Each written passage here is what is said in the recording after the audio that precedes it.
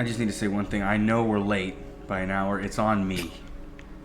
Yeah, you couldn't stop shitting? I fell asleep. No, that one was sleep. It was sleep. Okay, I did. let's not totally call out people. Yeah, let's not. Do you hear that?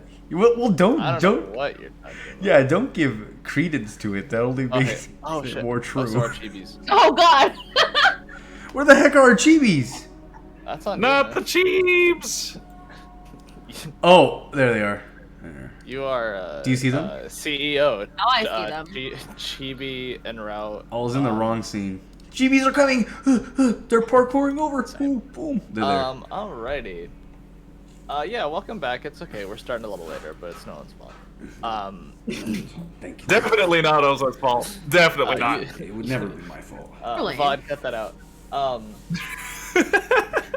No, clip that. Clip that. Alrighty, let's go ahead and just jump right into this so we can get everything done we can. Hopefully we'll get done before the Super Bowl so nobody's watching. Let's be honest, if you watch D&D, who gives a shit about the Super Bowl? Truth. Hold on. I do not like football, but there are plenty of people that both play D&D and love football. You can't be a nerd. Oh no! Trust. Yes. Oh my God! I'm trusting you about crap. What is that? Like a knock? A jerd? How does that work? What's the combination there? If you're a jerk, a jerk. if you're a nerd and a jock, go ahead and leave me a comment below, or just add us on our Twitter and fully put me on blast. I mean, I have send a friend, hate mail. and she is a professional, sports coach. She is a professional jock. She loves D&D though, so would she be a jerd, or a geek, or a geek, gawk, or a? No, I like gawk. We're sticking with Gawk. Gawk sounds like it's dirty. Like I feel like I'm gonna get in trouble for saying that. Alrighty, happy Super Bowl Sunday, all you gawks out there. I gotta make sure that's not. Day is blessed with many wins and much spinach dip. I'm gonna look this up before it's accidentally some kind of. Yeah, you better find out if we're using a slur. Right. It's fine. It's just an awkward or shy person. A gawk? Yeah. Like GOK? Yeah. Huh. Stop your life. Oh wait, no, GOK. No, I put GAWK. Shit. No, it's first of all, it's GOE. It's GOCK, and it definitely already has a definition. Oh no, what is it? Oh, it's a disc jockey. That's fine. Well, I didn't know until just now. I have all my dice in line. Me too. It means a lot of things. Perfect. Just kidding. I'm taking them out of the box. All right. Anyway. So last week, Yeah, can you remind everybody guys... how Zeph just fucked the world and now everybody's gonna die all because of her needing to take a dip? Man, Totally I on was accident. focus on that, but it was present. Totally planned on my part. So after stabilizing a heavily wounded Maverick and retrieving the headmaster, he hides away Maverick's sword that you give him after some seemingly great difficulty, and allows you to kind of do some research on your own. After finding the Forbidden Battle Poisons book, you find 2 of the 3 components in the Academy Gardens, in which you need to, which you read, will be a poison, but also act as an antidote against the poison itself, kind of fighting fire with fire. You were told where to find the 3rd and final component, and Felix gives you payment and an assignment to retrieve an item along with the leaves that you need. The next day, Felix sends you to Aquarius's office in Ardone, who offered to send you back once you've completed your task. The party has a few heartfelt conversations on their way to the mountains, in which upon you reaching said mountains, they find themselves in front of a large stone temple. A woman meets with you and escorts you to a grove to speak with the warden, one who grants you the leaves you need as well as the divination stone that Felix needs, in exchange for a sandwich that was given to him in your little bag that keeps things cool. Yeah, as the Effie- Stay Fresh bag, totally not Yeah. sponsored by Ziploc brand. but if you Wait, want does it to- make things cool, or does it I mean, It kind of it's kind of a cooling preserving. It's like a is it a mini bag mini of fridge. holding? I mean, not in so many words, but yeah. Well, yes, but actually no. Yes, but really no. I didn't intend for that because oddly enough, stupid Trace couldn't remember the name of it, but yeah. I was really beating around the bush because I could remember it, and then you called me out on it, but it's okay. Called out. As Effie submerges herself in the pool, speaking of calling out, while the warden stepped away into his little tree hut, she reveals herself to a creature known as the Cryptid, a creature who eclipses the size of an astral dreadnought, who presumably or allegedly consumes worlds. This particular warden has been guarding the location of these set of planes from it for an undetermined amount of time. Though now it knows exactly where it needs to go. Yeah. Upon leaving, Thousands of years of preparation, all undone for a singular dip. if that. Upon one of you leaving and the other two being forced out of this realm, the woman in the temple reveals herself as Darcy and the leader of Levar Reliquum, a sister sect of the organization Eris is a part of. She advises you to rush home and warn Felix, and as well as mass as many allies as possible before the coming of this cryptid. And that's where we left off. You guys are kind of walking with Darcy as you guys get to the door, and they just kind of open up into the study day.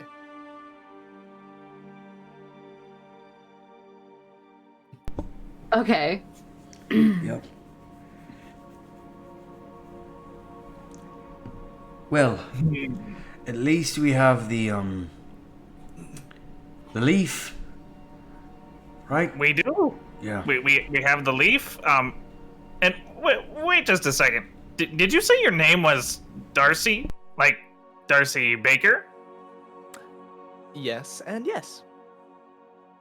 Like one of the greatest healers of the age? You know, the one that the Arcadian Not Academy really. bases all their teachings on? You know that Darcy? It's nothing really. Anyone with enough practice would be able to find out the exact same things. It's no big deal. Right. Well, we have this friend of ours who's really sick back at the academy, and we came here partly to gather the ingredients needed to fix him. Mhm. Do you have any advice on how to best combine them? Like what the ratios might be? What the preparation process? I mean, we have the book on it, but none of us have ever actually made a potion that I know of. Well, I assume if you're gathering the ingredients, at least somebody knows how to do it. My dad. He was the one that wrote the Oh. book. Right, he discovered the poison. All right, well, here, give me just a moment. And you kind of see her disappear into one of the rooms and comes back out with a large booklet, and you see her writing. Okay, so 3 parts. Okay, and just 2 leaves there. The ritual is going to be conducted by a powerful arcanist. You have your headmaster for that. And then there will just be the walker. The one who goes in and takes Maverick from his memories. And there can only be one walker. Right? There can be more, but it's incredibly dangerous. Dangerous how? Because if only one caster is present, they can only keep track of one person. If separated, others might find themselves lost in the memories. Oh. Well, we're already going to die, so there's not really much danger. Wait a minute. You just need somebody who can cast magic?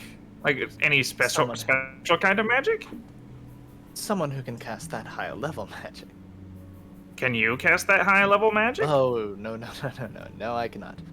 I'm afraid that is, it's not necessarily a medicinal use, so it's not something I focus. Oh.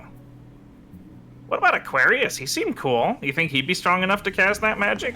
Watch over one other person? Aquarius is powerful in his own rights, but he is nowhere near the level of intellect and experience that your headmaster has. Is there a reason you don't want the headmaster to cast it? It's not that I don't want him to cast it. I just. Oh no, I was talking to Zane. Sorry. Oh, sorry. No, I don't have a problem with the headmaster casting anything. I was just wondering of all the magical people we've met who might also be strong enough to, let us send a couple people in there after it instead of one. I don't have a problem with the headmaster. Felix seems nice enough. I don't see any reason why he shouldn't be there to cast it, but, Oh. better to have more than less, right? Right. I'm curious. You said it's Darcy, right? That's correct. Why did you disappear without telling anybody?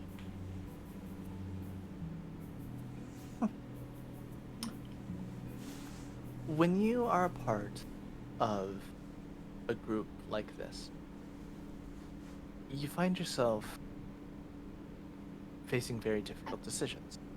And one of those decisions was needing to observe everything you can without being involved so you know best how to help someone.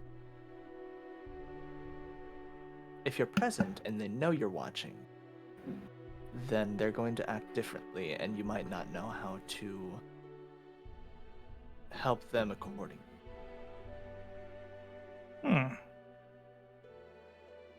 Well, you've been gone for quite some time. Do you remember Fidi Longtusk from the academy?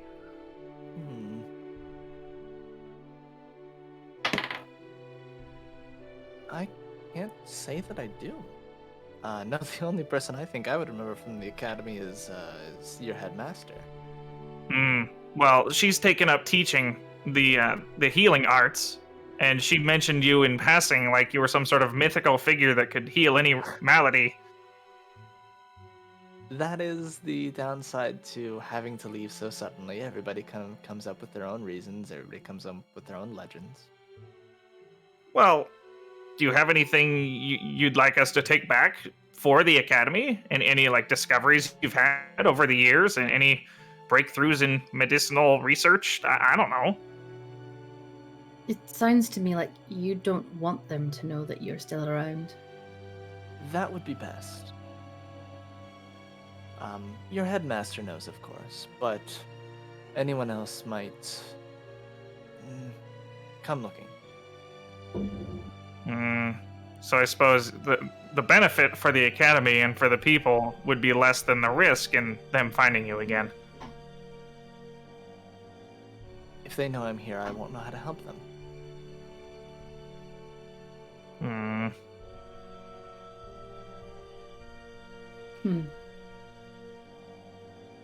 So what are you gonna do in the preparation for this cryptid creature coming?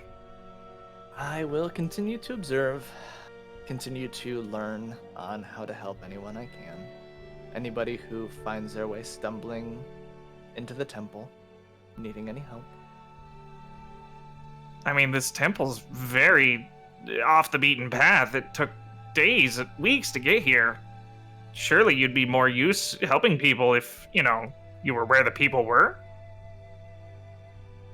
You would think. I've found that someone who truly needs help and needs to be here will be here. Right. I don't know, it just seems like... After all? You're here. You needed help. I guess you're right, we did make it here. I don't know, it just seems like with this cryptid coming and the world maybe ending soon, it seems weird to keep yourself hidden away, even though it all won't matter if we don't figure out a way to deal with it. Oh, there'll be a time where I won't have to be hidden away, as it were, for much longer, but for now.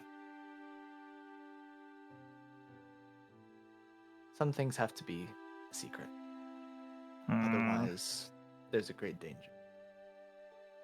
Don't worry, I don't plan on telling anybody that you're here. I know.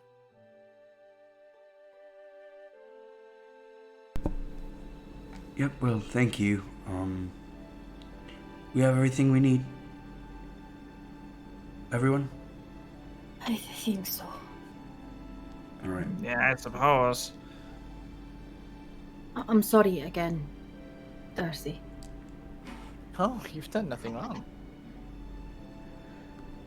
Well, let's be honest, beg we kind of fucked things up, differ. but Oh, Yeah. please, it's nothing your father wouldn't have done.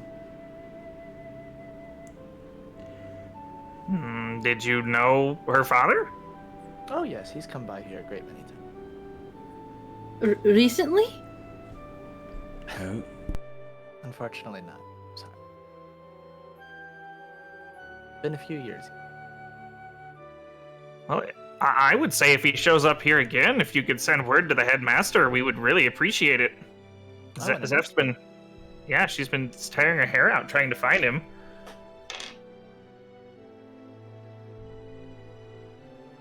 The second I Thank hear you. from him, you'll know.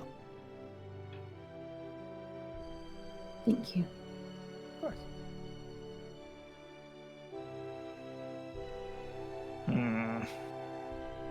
And there's nothing else we need to know about this cryptid or what we should do to prepare, other than what we've already been told. Oh, nothing I can tell you, I'm afraid. What will the warden do now that, he doesn't really have to guard this place anymore, if he already knows? That's tricky. Perhaps they'll cease to exist. Perhaps they'll continue to guard the trees.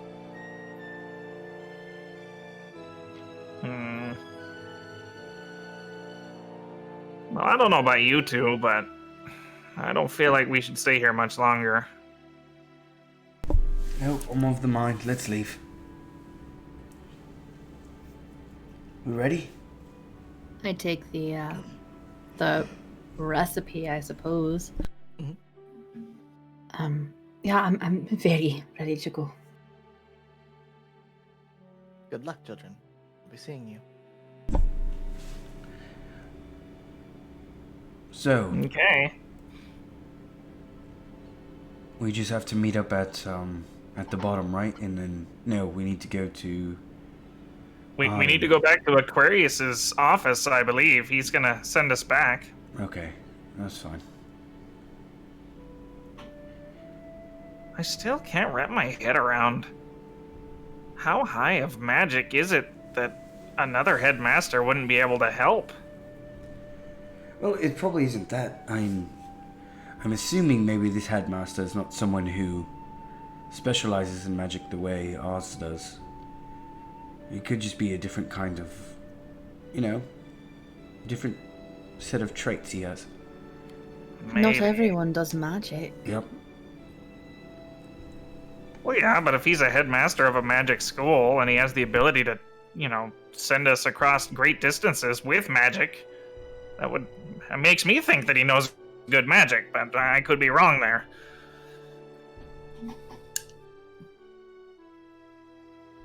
Oh yeah, there are different schools of magic, no? Like, Yeah, I specializing in suppose. certain types. See your point. I feel like... I just feel like the headmaster is at a different level. The way that people talk about him, Yeah, I his suppose. power level has got to be astronomical. I'm not gonna lie, it seemed like she insulted your dad. She straight up said nothing your father wouldn't have done when we literally are bringing upon us an apocalypse. Yeah, Choosing to overlook that. and saying that he's in there, he was in there many times, always needing some sort of healing or help with whatever they do there. So Well, he she didn't necessarily say he needed healing, but you're right, I should have asked why he was there often. I was just. I thought maybe he'd been there recently and she might have some sort of updated word. How are you, by the way, Zev? You saw a lot in that pool, I take it, and hearing about your father at the same time, it can't be easy. I'm confused and scared and mostly terrified, actually. I am not sure what exactly a cryptid is, and that's, I think, a question we need answered as soon as Maverick is alright. Yeah.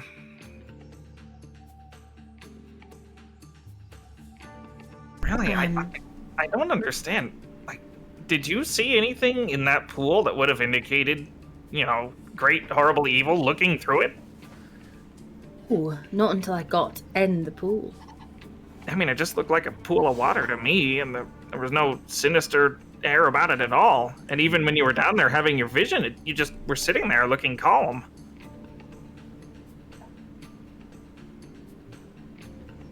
Huh.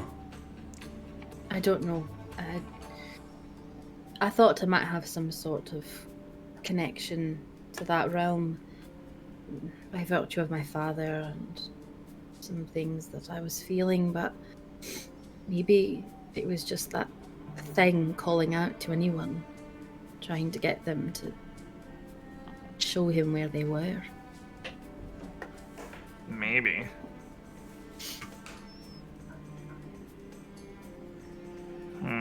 Really wish we had some sort of definite time, like we knew when this thing was coming. I mean, if it could be here tomorrow or if it could be here in 1,000 years, that's a big difference.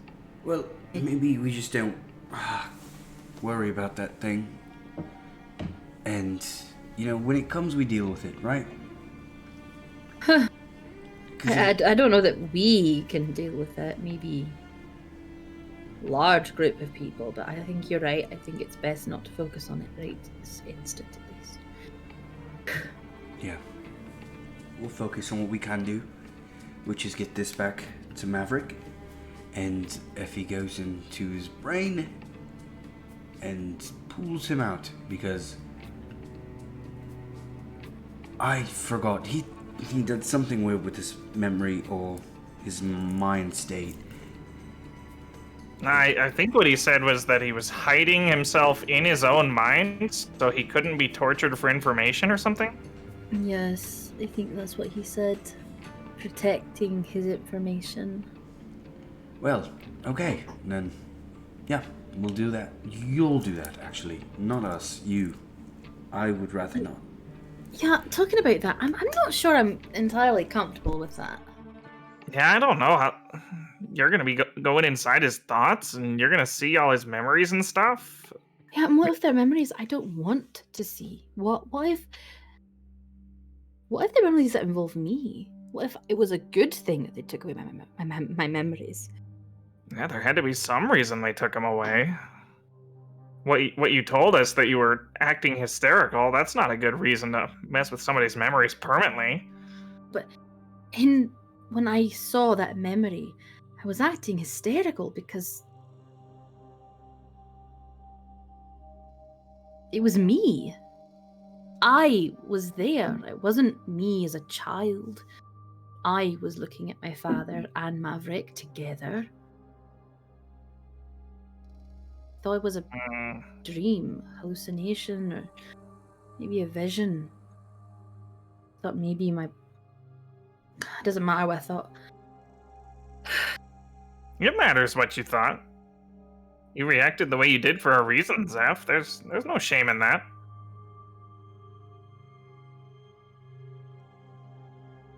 Thank you. I'm assuming by all this we're still walking, right? We're like heading down, Yeah. and then Totally. how long is it gonna take to get back? 6 days. 6 days. Whew, we got a lot to do. Is there anything you guys are wanting to try to accomplish in those 6 days? I'll teach him a little more primordial. to get my mind off of things. Oh, Yeah, I was gonna say, like, would it be good to get your mind off it, or do you want to focus on all these issues? No, absolutely. I do not want to focus on these issues right now. I would like to get my mind off it, and I would like to teach him No issues. some more primordial. You want to talk about the issues? No, I said no issues. Yeah. No Oh. comma. No comma. Good. no issues. You know, Eris, what you might want to do as well while we travel. I mean, you can help with the primordial, obviously, because you speak a different flavor of it. But I've got all these extra armor pieces that I don't think I'm going to need to wear. I don't think I'll need to repair mine. I could, have you carry them, maybe fasten them around you to weight you down a little bit so you get to learn, a little more resisted movement as we go. For training purposes? I don't know. I always feel so light when I take all my armor off that I feel like I can move a lot faster. Maybe it'd help you with your sprinting type movements that you like to do. He gives you a look. Right. And Kimby always said that if you do strength training like that, it makes you stronger. And goodness knows you need a little bit more strength. He looks at you both. Nice try. You can't swindle, swindler. I'm not carrying your stuff. Just walk away.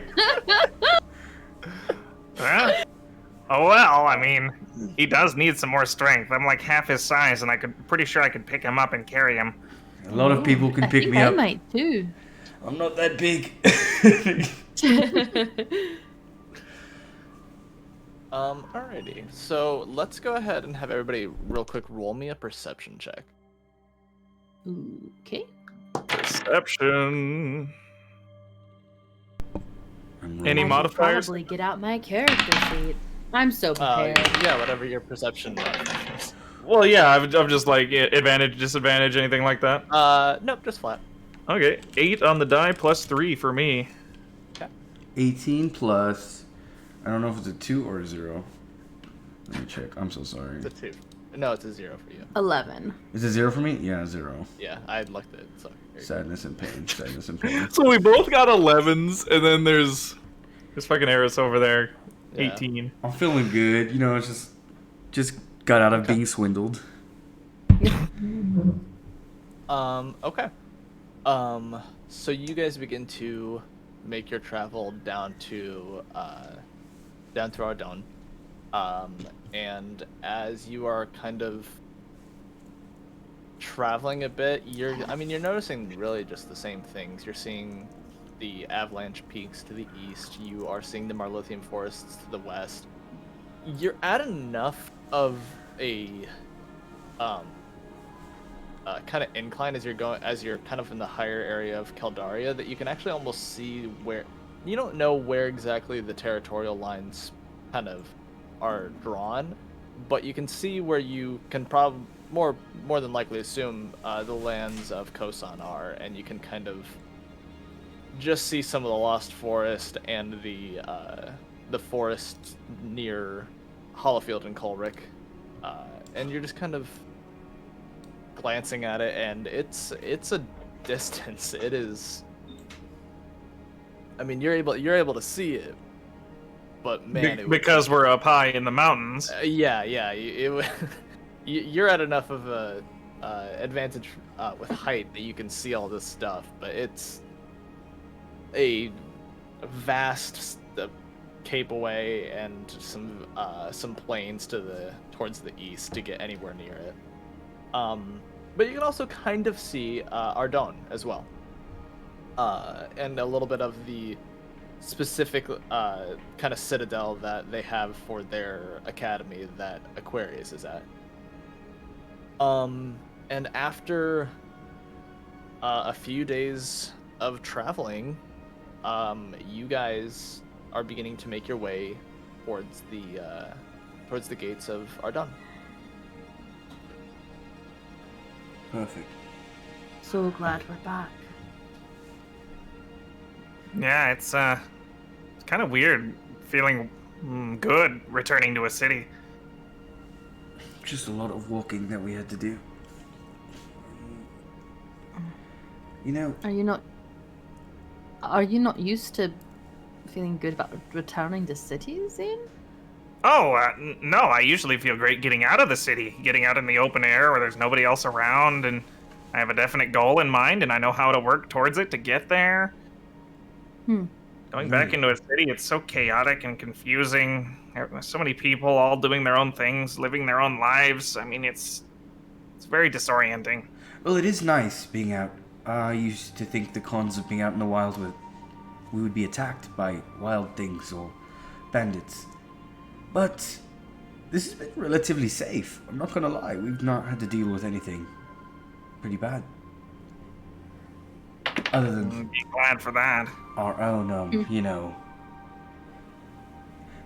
Yeah, moving on. So let's head to the headmaster, figure out if he can toss us back over. And save Maverick! Yes! It's happiness, right? Happiness. Yes, indeed. Yeah, I mean, he's kind of a dick, but he doesn't deserve to die horribly like that from some masterwork poison. Of course. Alright. Okay, just remember, Headmaster is a Locathor. Play it cool. Yeah. And I Yeah, I mean, play it cool. he seems like a very nice person. He's a great person. I've met him. We all have. I know we have. This is more for Yeah. me, okay? I need to play it cool. I was a bit in awe of who he was. Are you gonna touch his face again? Not That anymore. was kind of no. weird. I understand. was Okay, very I don't weird. think you understand. When I said I need to tone it down, it was for me, okay? I understand this. We don't need to go ahead and just reiterate everything I just said. All right. Quick pan over to Eris as he's standing in front of a full body mirror. Like, you know him. You've met him. You've got You're this. gonna do this. You are not gonna say I'm gonna- he's weird. You are not gonna touch his face again. So skinny. You're not gonna talk about how much you love to eat fish in front of him. Alrighty, and you guys walk. You guys walk through a little bit of the city before arriving back at the Citadel. And you see a few people kind of walking about the area. And you are led back up to Aquarius's little study not at the very top, but about a good size up of the tower here. And as you guys knock on the door, it's very weird. You knock on Headmaster Felix's door all the time, and it just kind of swings open. You knock on this one, and you hear the. Hello. I trust everything went all right. Yes, Ah. it was. Yeah, I mean, a little bit unexpected, but we did everything we set out to do, so. 1 second. I grab the guys on their shoulders.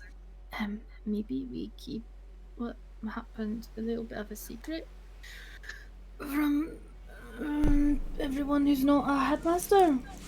Of course. Yeah, I can do that. I don't know, that's too many secrets. We gotta keep the test thing secret and this thing? Please? Fine. You guys hear and kind of feel some tapping against your bodies as you're turned around talking to each other. Well, you seem to be completely intact. Everything seems okay. And he turned around. He's kind of like lightly slapping you with the wide end of a trident.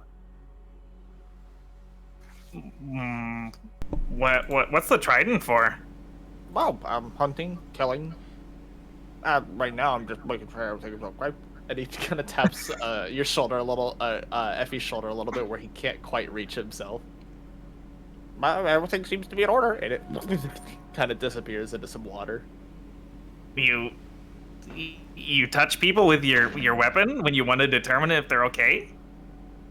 Well, nobody said ow. What? No, Nobody said ow. it makes sense. It's an extension of himself. I mean, I guess. It's a warrior's thing. You wouldn't know.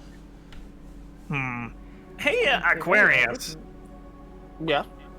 Do you know any any really strong magical people that specialize in like mental type magics other than the headmaster Felix? It kind of opens his mouth and,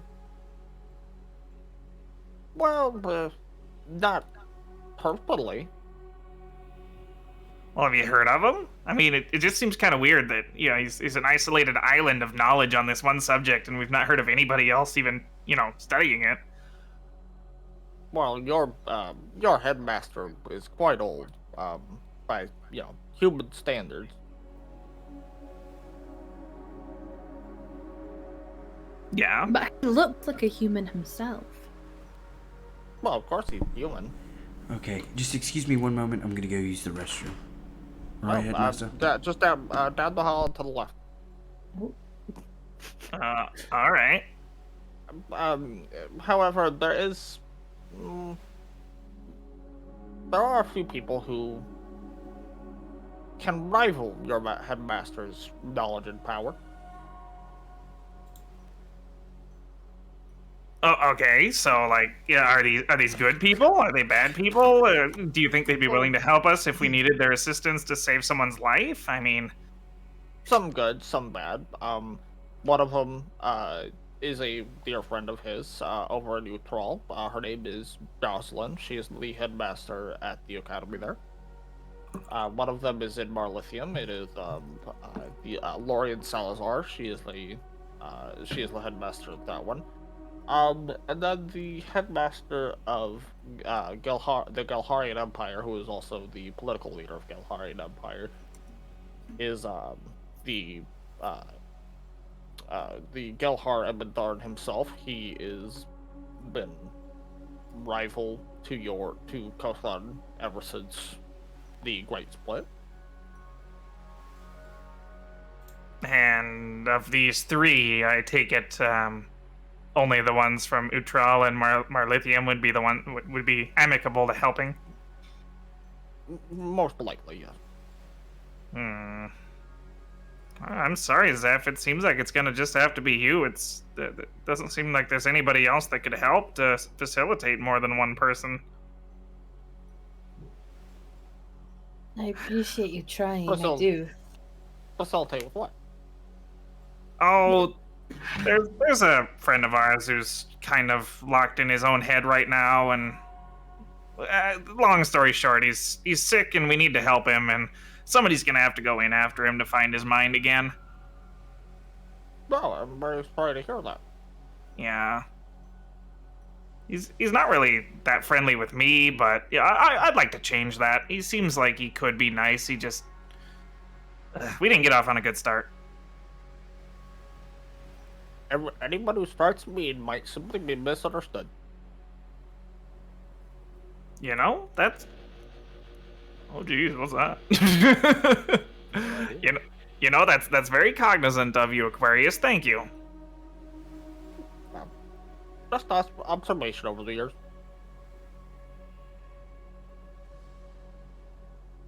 Well, I think it's time we better be getting back.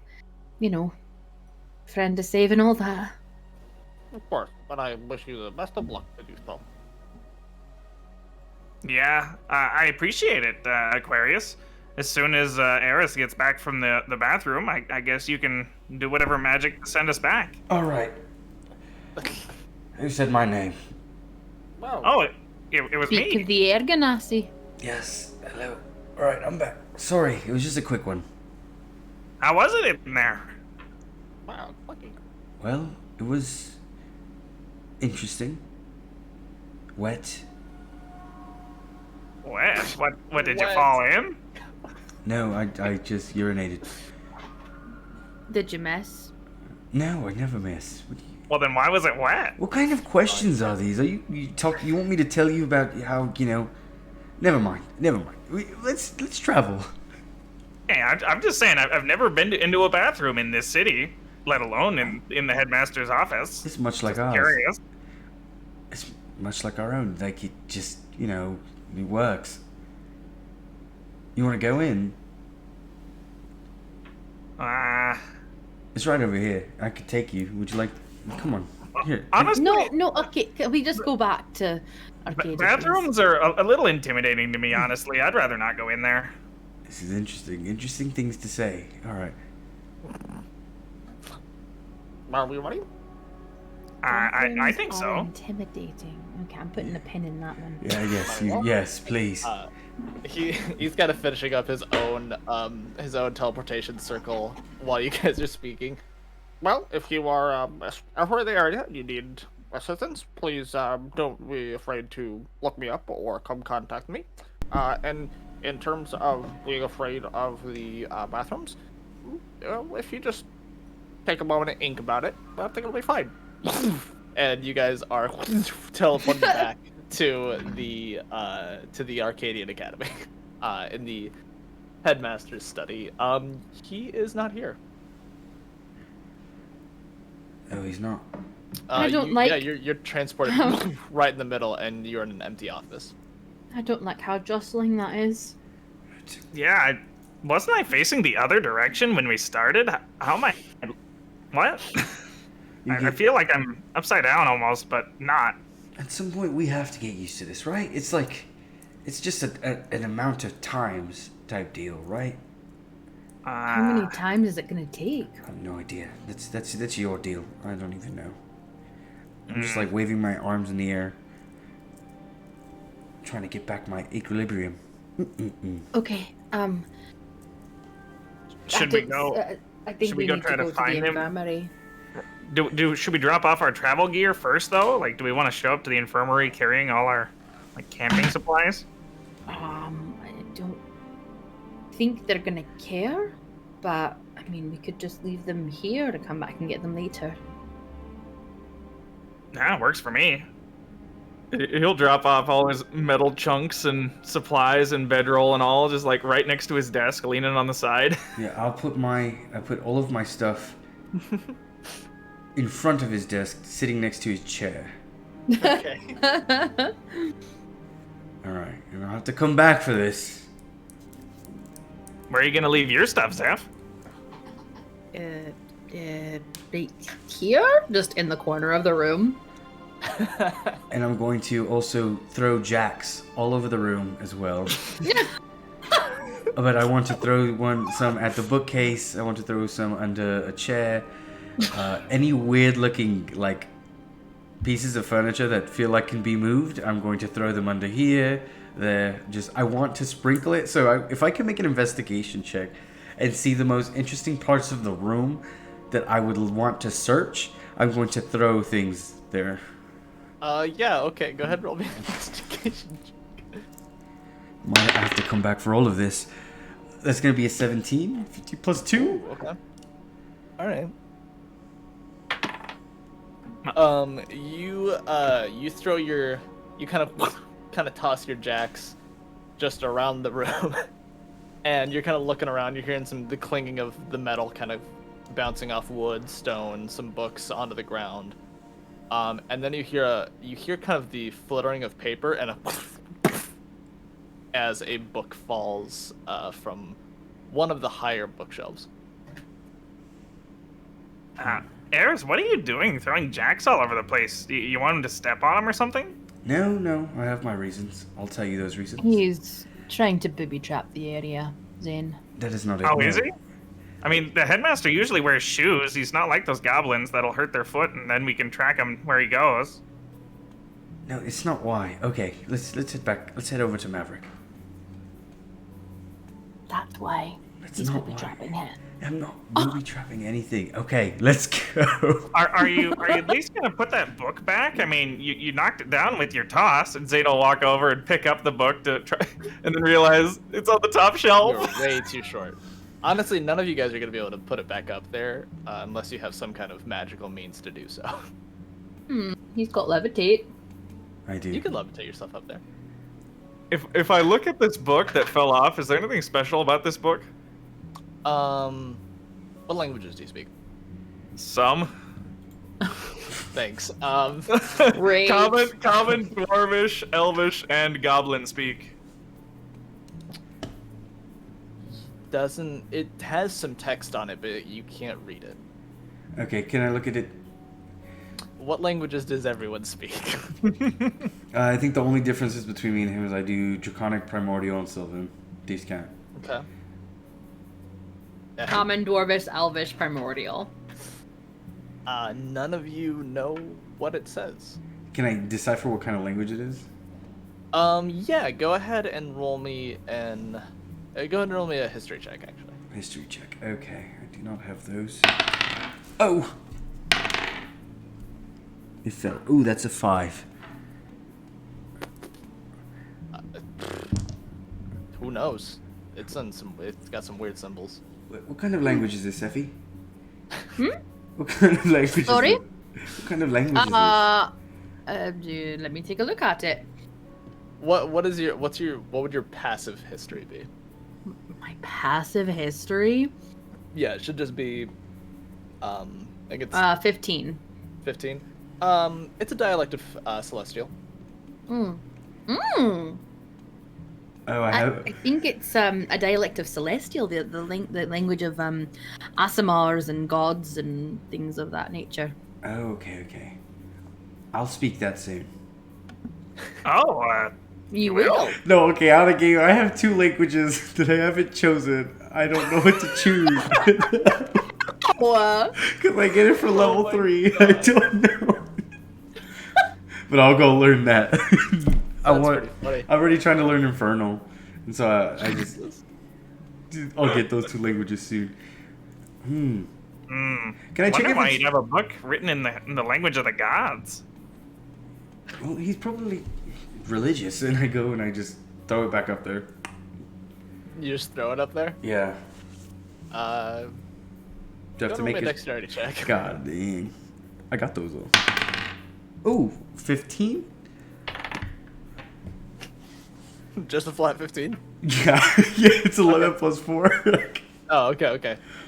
You guys watch as Eris kind of grabs the book from Effie for a minute, kind of looks at it. I'll learn that soon. Throws it behind him. Thunk.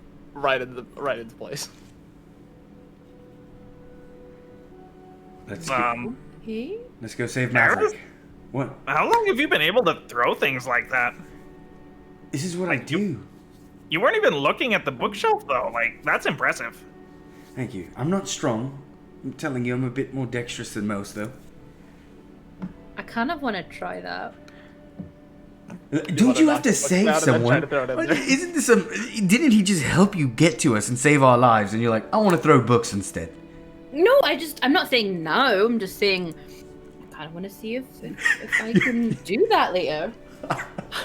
Well, okay, you probably can. Let's get out of here. Come on. Jeez. Volunteers at the library to restock books. Of course, yeah, I can do that. They're flapping against it, dent in the spines, pages are flying out. You can cast magic. Okay, leave the book throwing to me. Get out of here. This is the one thing I have. Let me have this.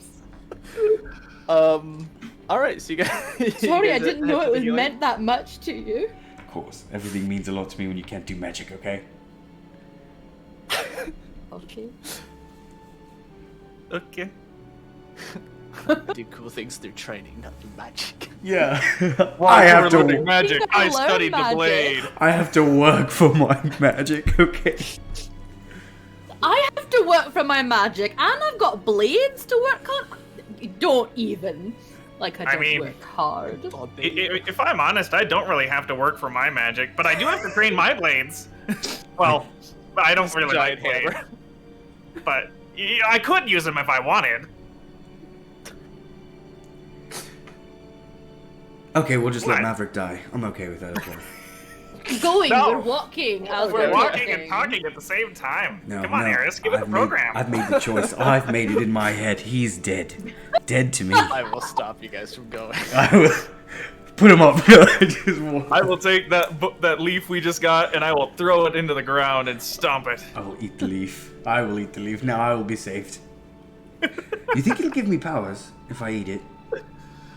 No. I think it would probably poison you terribly because, it's a component of a bad poison. So, question. So, Effie, you studied magic, and that's how you got your magic, right? Well, yeah. Okay, and then you were just born with it, Zane. No, I wasn't born with it at all. Oh, how'd you get your magic? I've been studying on trying to do magic for years, but I just now recently have been able to, from, my meeting with the goddess the other night. And so, I don't, it's not your fault, any of yours, but I've been, it's just been feeling kind of left out that I don't have that same kind of, power. I was like, what do I have to do, get bitten by a wolf or something? I don't know. I mean, I'm sure Kiara would take you into her service. She seems to like people that help people, and you like to help people, don't you? No, I don't like to help people. What? You just saw me trip someone, a few weeks ago. That's very, very true. That is I true. can try to teach you some. I mean, like you said, I wasn't born with... No, I'm just... I wasn't born with this magic. Yeah, I mean, if anybody here was born with magic, it'd be you, Eris. I mean, you've levitated things left and right. And that whole not needing to breathe thing, that's kind of cool. I didn't really think of that as magic. You're right. No, I mean... Well, I'm supposed to learn how to fight, and I slap Zane on the back of the head. You're supposed to be teaching me how to fight. Well, you haven't asked. I mean, you've said you wanted it, but then every time we've had time to train, you've not wanted to train. Like when I offered to teach you how I resistance train with my armor, you didn't want to carry my things, and so you left. And it's not how to fight with a sword. There's more to fighting than using a sword, Eris. It's more to fighting than... He doesn't use a sword. Yeah, it's more to fighting than strength training. Come on, that's not me. I don't do strength. Strength is the foundation of any fighting style. Like, if you're not strong enough to wield your weapon effortlessly, then, somebody who is will have an advantage over you. I mean, I have to disagree with that. Yes, me Most too. of my fighting is based on how fast I can be and how quick I can dodge my opponent. Well, right, but that's also an issue of muscle memory and training yourself to respond in certain patterns without thinking. And that comes from training and practice, doesn't it? Yeah, but that's not Yeah, strength related. Of course. Right, but right. I mean, I could have the strength of a baby sea lion and still be able to do what I do. I don't know. Baby sea lions are pretty tough. There's no winning this one, is there? And I look at... Hey, I'm just saying, Zeph, there's a reason you use a scimitar or that shadow blade thing instead of a big heavy hammer. Because, like you say, you can fight without strength with those kinds of weapons. But if you wanted to wield a big two-handed sword, for example, then you would need to do the strength training to get used to the weight of that weapon. Well, there you go, Eris. You just have to decide what sort of weapon you want to wield. Do you want to wield a rapier, a scimitar, a weapon like that? Or do you want to wield a long sword or a great sword? Oh my. That's going to be a lot of choices. Yeah. And also, with the strength training, wearing the armor thing, think about if an enemy is trying to grapple you and they're hanging off of you, trying to keep you from moving. If you're strong enough, you could just move anyway and drag them along with you. My goal is usually never to be grappled. Fair enough. Yeah. That is an admirable goal, but sometimes grappling is inevitable. There's some enemies that just love to grab onto you and keep you from acting like you want. Ugh, like a squid. Yeah, like a squid. I've had bad experience with bugbears. Those freakishly long arms of theirs, they can grab you from really far away, deceptively far away, and then hold you while their buddies come in and go underneath their reach and stab you. Yeah. I actually lost a couple of friends that way. Well, Not lost anyone to an octopus yet, but it did come dangerously close. They can be cuddlers, and they don't always cuddle nicely. Isn't there something called a cuttlefish that's kind of like a squid? I would not know. They're very small, though. Do they like to cuddle? I wouldn't say they like to cuddle. It's more like they like to kill you. Oh. The ocean is a terrifying, terrible place, and I don't know why anybody would ever want to go there. I mean, it's home. It's not like the ocean's filled with things that want to kill you. It's also filled with things that are lovely. Oh, like what? Like a coral reef. Or A coral reef that wants to strip the flesh from your bones as the current drags you over it? Yeah, that sounds really cuddly. Also, there are dolphins and porpoises, and there are whales that love interacting with other humanoid Whales? species. That are so massive that they could accidentally crush you and not even realize? Dolphins that they're have been so known to drag gentle. people under the water and drown them because they didn't like them? I mean, sometimes they're a little horny, but for the most part, they're Horny? fine. Dolphin? I don't want to hear about how dolphins are horny. Sorry. Ugh. I'm No, just, the ocean is a terrible place. I'm just gonna. I'm writing as I'm speaking. I'm just writing on the wall. Maverick, time of death.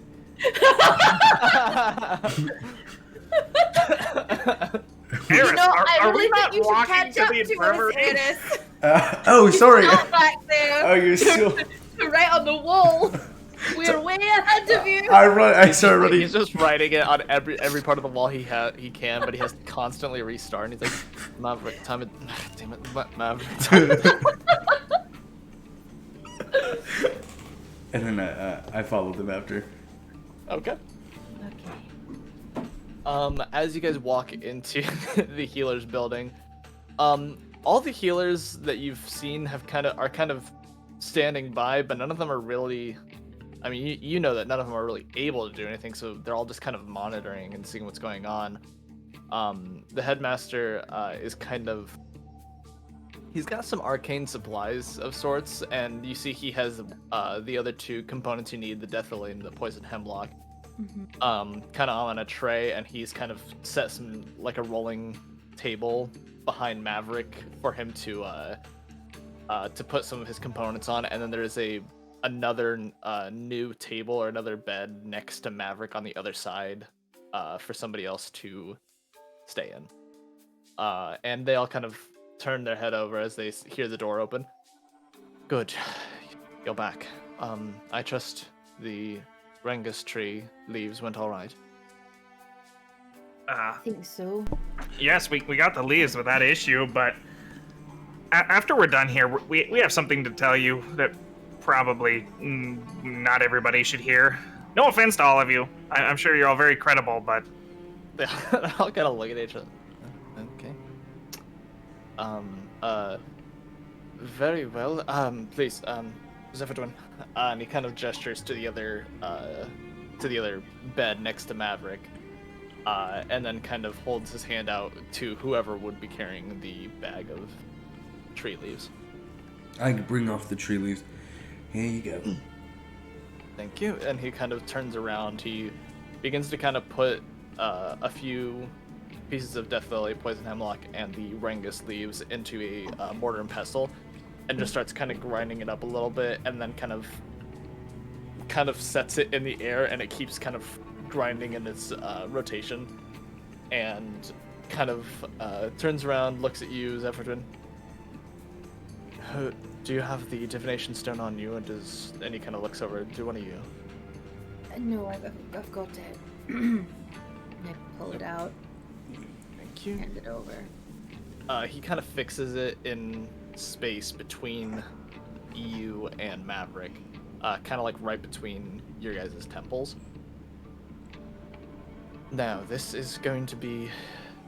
I'm not going to lie to you, this is going to be dangerous, but I'll be keeping track of you the whole way. You're going to need to go in and sift through his memories to find out which one he's in. Once you find him, bring him out. How do I do that? How do I sift his memories? How do I bring him out?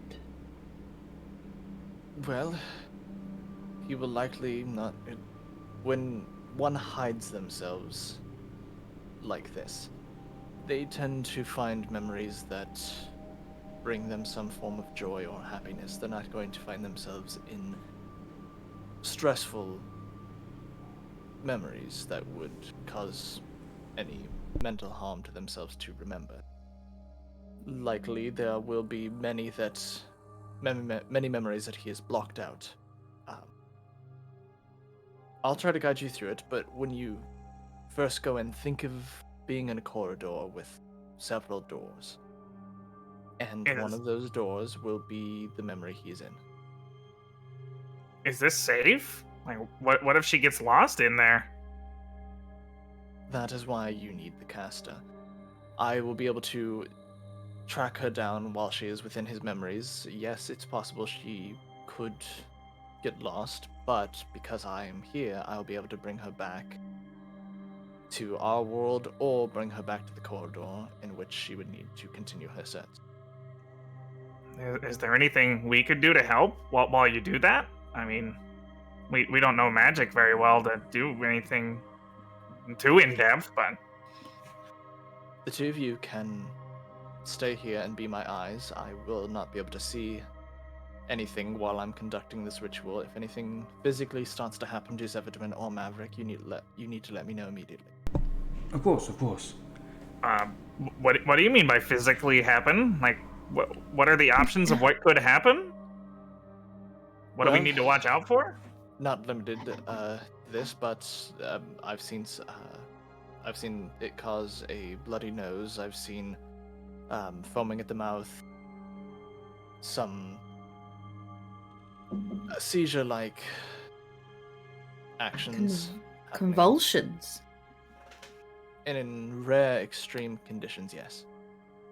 I don't foresee that, but those are a few things to look out for. Is anything gonna happen to you while you do that as well? I don't know. Huh. I reach down and I undo my belt, taking off the pouches and my swords. Okay. Zane? Eris, one of you, hold on to this. Please. Sure. And I will lay down. Wish me luck. Try to be as quick as I can. Don't worry, we got things on this side. You go save this idiot right here. Also, Zane, you're gonna have to watch them on your own. I forgot something in my bag. It's really important. Oh, really? Oh, what is it? It's the Fey Rocks. I left them. And I feel like they're good luck. So I'm gonna go grab them. But you guys start what you need to start. Do hurry. Alright, I will. Yeah, I'll do my best to watch while you're gone. Okay, I'll be back. We're gonna go ahead and follow that thread. Yes, I'm please. curious, because I don't think it's just the rocks. What are you doing, Eris? Oh, out of game? I'm about to go ransack that whole building to that whole room to see if I see anything on Brex, like memory loss or stuff like that. Oh. That's why I place things in different parts of the room. I'm not lying. I'm going to pick up every piece of equipment I have from that room, but I'm also going to search the shit out of it, so. Okay. But yeah. But that's out of game. That's my lie, okay? Well, no, like we're following that thread before we do the whole ritual thing. Oh no! Yeah, so, I mean, out of game, I kind of need to know. No, that's what I'm planning on doing. But I mean, we can go. We'll go through this for. I'm What? I'm okay. We can go through this first. No. I think this is fun. Oh no. Yeah. Go ahead. We're gonna see what wards you trip and all the alarms that go off, and he's gonna be like, I can't focus. Somebody's in my office. Go ahead and roll me an investigation check. Oh. I'm just picking up my things. Oh. Okay. That's It's a 7. 7. Okay. You are looking around, and there's not really anything of note. A lot of the books here you can't read because you don't know the language. I mean, there's a couple of things. Like there is a couple in Primordial that you can read, but it's mainly like like history of the elements, astral plane stuff. Damn it. Kind of, not like not elementary books, but like in terms of him, probably elementary to you. This could be fascinating. Could I parse out? Yeah, what's up? I know like partly what infernal is because that's one thing I've been looking at, and I now know what celestial looks like. Do a lot of them look like they're celestial and infernal? There are quite a bit. There's less of infernal, but there you do see some infernal. There is quite a bit in celestial, and your kind of eyesight keeps going back to that one book you threw up there. It's perfectly in the spot, but it's not all the way pushed in. Okay. You didn't have quite enough oomph to kind of get it in there and slide right into place, so it is kind of pulled out by maybe an inch or two. All right. And your eye kind of keeps going back to that. But yeah, there's quite a bit of celestial books here. I jump up and just go grab that book if possible. Give it the old 1-2. A standing jump would not be necessarily enough. Oh no, it's probably about 40 feet in the air. You could levitate. Does it? Wait, I don't want to use spells. So I'm scared of using spells. No, but more so there's like steps on it, right? No, not what I'm saying steps, but there's divisions, like shelves, basically. Yeah. Oh yeah. I mean, it's kind of broken up into. None of them are labeled, but kind of looking at like there's only that one spot where there's celestial books. You see some infernal. There's only those infernal are just there. They're also kind of like seeing the ones you can read, like the primordial or some of the common ones. They're broken up into language, but also subject in that language. So like elementals are put with like the fire plane, the water plane, the earth and air plane, and then there are just the astral sea and like theories on the astral sea, like that kind of thing. It's broke up into language, but also more succinctly broken down into subject within those. Don't hate me. I was asking about shells because I wanted to climb them, not because I wanted to see what the divisions were. I want to kind of. Are they sturdy enough for me to like just jump on it? Yeah, you could try to climb if you want. I go up and I go as I go to put my leg there. No footprints, and I levitate myself up to the book because I don't want to leave any prints, and I go grab the book. Okay.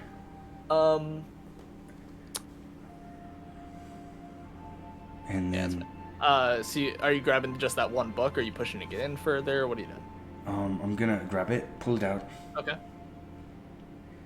And then I'm going to fudge. Let me check if I have this. I'm gonna pull out my silk rope. I'm gonna cut off a piece of it. I'm gonna fray it at the end. And I'm going to go ahead and toss that up behind where I put the book. So like where the missing book is, I put the frayed rope. I grab the book, I say, well, this will have to do. And I go and I put it in my bag and I start packing everything up. And as I'm going behind the desk, are any of the drawers open? They're locked. None of the drawers are open. You kind of jostle one, it's not opening. All right, there's limits. And I just, if they're locked, I don't go through them. And I put everything away in my bag. And so you're putting the rope there to make it look like the book is still placed? No, I'm just placing the rope there so when he sees it, he's like, who carries silk rope? And I'm gonna go plant that silk rope on someone. Okay. But that'll happen later. All right, fair enough. Yeah, you kind of slip that into your bag, and throw a silk rope up there. Definitely not any kind of red herring or anything like that. Yeah. It's obvious, but you know what? It's gonna be what I need to do.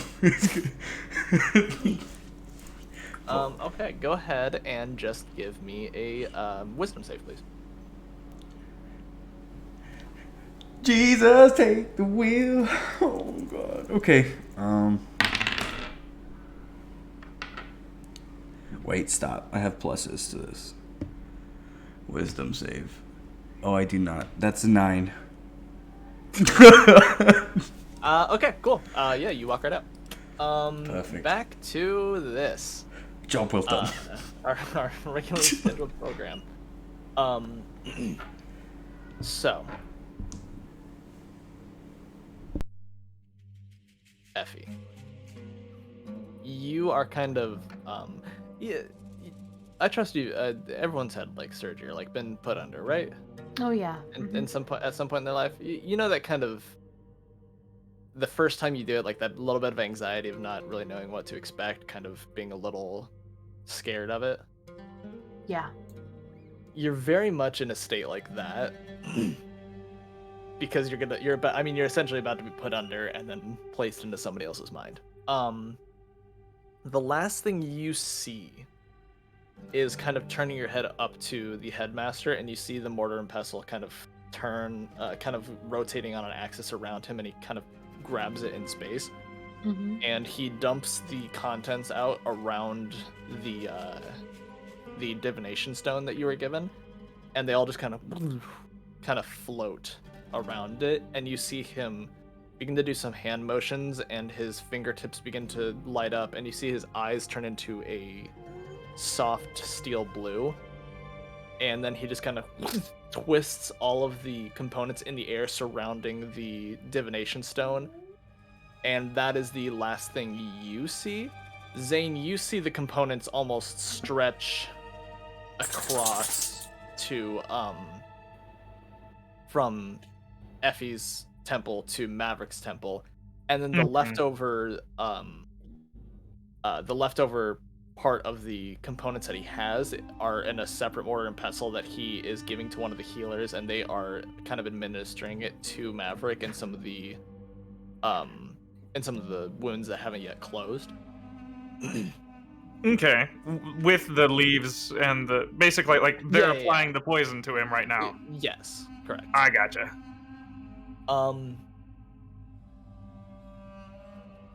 Effie, you open your eyes, and you are in a like dark stone corridor with, looking down it, thousands of closed doors.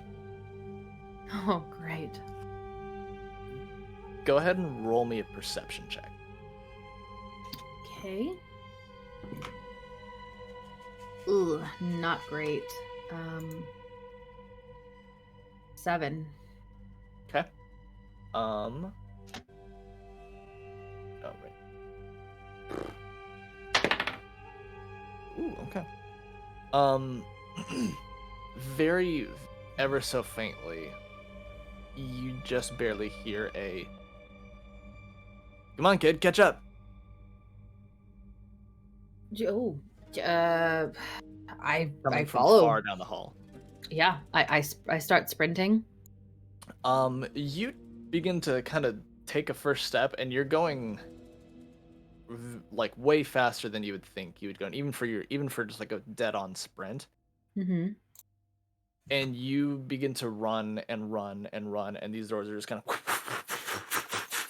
of rushing past you. And you actually at some point find yourself at a dead end where there is a single door. That you see the other doors on the other side, but the far end, the wall you're facing has one door on it, and you can see it kind of, and the knob turns, and it just opens and is ajar ever so slightly. Okay. I'm gonna grab that door to make sure it doesn't close and go through it. Okay. As you walk through, you are in a forest, and kind of walking through, and you get a couple of branches that kind of smack you, but it doesn't really hurt. Like, you can see the thorns, and they, like, one looks like it almost could have just gone, like, right across your eye, but it just kind of bats at you, and you don't feel a thing. Right. But then you hear, "Maverick, it's not fair. You're faster than me." "It's not about winning, kid. You gotta learn to lose sometime." That sounds like me, I'm guessing, as a child. It does. Okay. I sprint after the sound of us You kind of burst through a clearing and you see a slightly younger Maverick and a much younger you running around, and it's almost like you're kind of playing tag. Hmm. And as the younger you is about to catch him, he kind of darts out of the way, or he kind of teleports or misty steps out of your reach, and you can see yourself beginning to get a little frustrated and kind of do that thing that kids do where they just kind of plop on the ground and they're like, I'm done with this. Yeah. And you see him step up to the little Effie with his arms crossed. You know, you don't have to win every time. Sometimes it's important to learn when to lose. But just, this one's a game, so make sure you have fun with it, right, kid? And then you see, you kind of hear, and you see your father's orangutan beast companion leap out of the trees and kind of tackle onto Maverick and catch him off guard a little bit. And then you see your little self kind of shoot a glance up and kind of just full on spear tackle him to the ground. All right, now that one wasn't fair.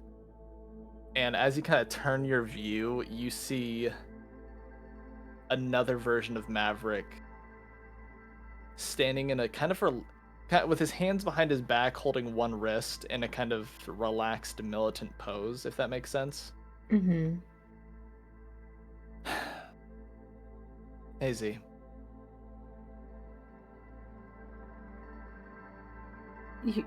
You see me? Kid, you're walking around in my memory. How could I not? And Oh. he kind of does like just a little bit of a tilt towards your direction. Sorry, I. First of all, I didn't know if it was really you or just memory you. No, I get it. It's kind of difficult in here. Also, I'm kind of mad at you. Like, Yeah, I can imagine so. she just gestures all around. Why is all this gone? That's a really loaded question, kid.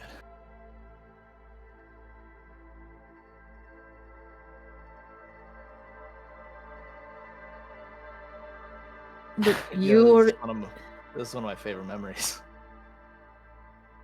You and that fucking orangutan, always so close. Don't get me wrong, love him to death. Really cheap shot, though. Oh. Why? Why is this one of your favorite memories? I don't know, it's one of the times that we just got to relax. We didn't really have to. There's no sense of urgency, no mission. Just apprentice following his mentor around, becoming friends with not only the party he's with, but it was almost like I was around to babysit for a little bit, and I was kind of annoyed with it because I thought I was supposed to be learning. Didn't really realize he was trying to teach me some responsibility of looking after others for once, since he was always looking after me. And I came to enjoy it. Look, as much as I want answers, you're kind of in danger. Oh, I know. Yeah, big time. Half expected him to send Gabrielle. Why But didn't you make he? sense. I don't know. Wait, sorry. Who's Gabrielle? My little sister. Not too much younger than you. Maybe a year or so. That would have made much more sense. Yeah, you'd think, but, Headmaster's always got his plans. Well, it doesn't matter at this point. Just come with me. We'll get you out of here. I don't know, kid. I've been at this a while. Just I'm tired, you know? So, I mean, I'm not even into my 30s yet. I'm exhausted. so take a break. You don't have to. I can't take a break out of this. Are you kidding me? Well, I you have- can't just stay in here forever either. Can't I? I mean, you got my note, right?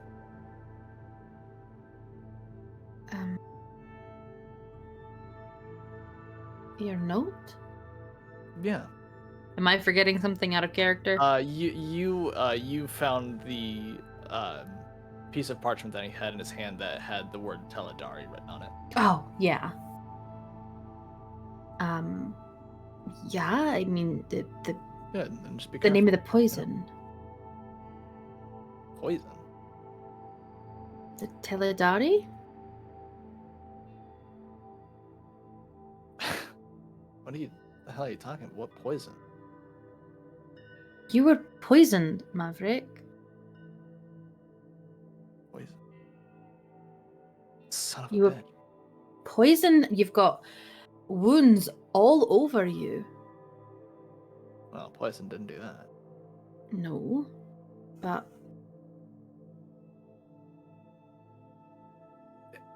Kid, the Teledari's, well, I guess you could call it a poison. It's not like an actual poison. It's a name. for what?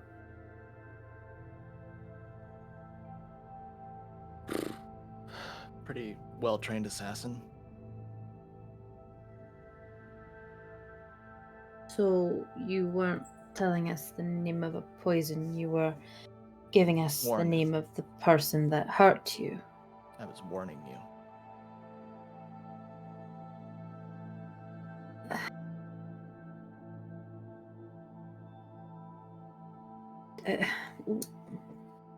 Well, listen, you've got to wake up and then you can warn everyone proper, alright? Kind of turns around and kind of walks up to you to face you. You really want me to come out there with you? Yes. I've got Let me get- questions and I don't fancy answering. I don't fancy asking you whilst inside your mind. It's a bit intimate. Kind of gives you Weird. a playful slap on the cheek. Good, just want to make sure. All right, let's go. Oh, what? Sorry, I've seen 3 of you in the last, I don't know, however many times this week in my mind. Usually, it's part of my subconscious wanting me to stay, so I, make up little questions or reasons why I'd want to stay. God, it's a nightmare in here. Have you ever sifted through your own memories? Ugh, Oh, disgusting. So, okay. catch me up. What's going on? Okay. I try Poison and part take was him. all true. That part, that's not part of the game. But yeah, what's going on? Okay. And I catch him up on going to the mountains, going to Arden, and us seeing Darcy, and tell him about me going into the pool and seeing what I saw. You see him immediately come to a stop, and you kind of take a couple of steps forward before realizing he does. What'd you just say? I wasn't supposed to No. say anything. No, it's okay. What was it? Can we maybe talk about this when we're not inside your No, head? we might need to talk about this now. Yeah, they've got the antidote, I assume. Yeah. We're safe. What happened? What? It was I don't know, the warden said it was a cryptid and that it saw me and that it was coming, and that's kind of all I know. I was waiting to speak with the others. Son of a bitch. Alright, come here. And he walks out the door of this memory and kind of... Mhm. You see him almost like counting as he's going down the hall towards the area you came from. Mm-hmm. 394. Okay, here we go. Alright, this is gonna be jostling to you. But go with it. Go with me on this one. Okay. Cool. said you were mad at me. Why? Just for clarity, I know, but what? You lied. You didn't. You acted like you didn't know me. You. Mhm. That's all I you remember? assume you conspired with my father to take away certain memories, specifically of you, and I don't know why. And that's all you remember, right? Right? Okay. And he just kind of opens the door and walks in. Am I supposed to follow you in there? I kind of assumed that was a given. Ah, I like the Keep up, kid. corridor better. Like walk in.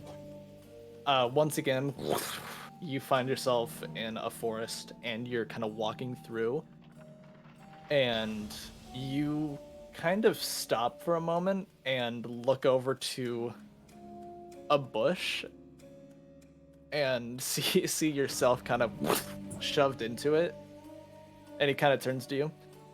That's something I need to know about. What? Kind of points over to the bush that you were just pushed into.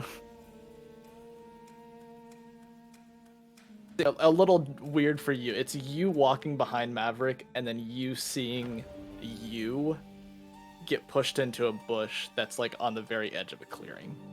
Right. Why are we watching this? Because you didn't see everything. Come on. And he kind of goes to a wider part of the clearing and kind of gets down a little low to be hidden and kind of nods you over. Am I supposed to go over there? Nope, just right here. You don't want to Uh. get this mixed up. That would be kind of, it'd mess with memory, but. Okay. And as you kind of go over and sit next to him, you see you walk out into the clearing and grab the sword hilt. And once again, you see the flash of light. It hit your head. Your father run out, grab the sword, and kind of toss it away. Maverick. The whole scene plays out as you newly remember it. Mm-hmm. And then that part that you didn't hear before, that was them speaking but like silenced. Yeah. You're now able to hear from Maverick's point of view. What did she just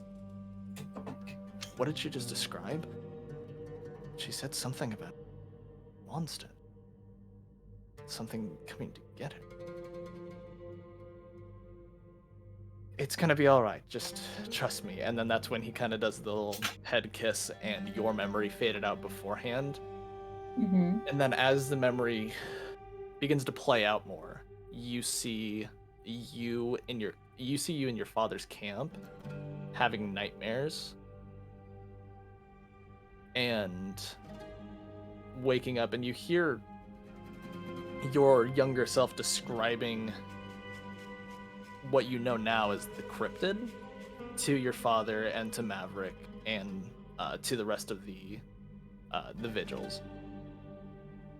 And you kind of go through a few nights of this before you see the vigils, those who are a little more arcanely inclined, beginning kind of set up a bit of a ritual around, and Maverick's kind of just hanging out with you and keeping you occupied.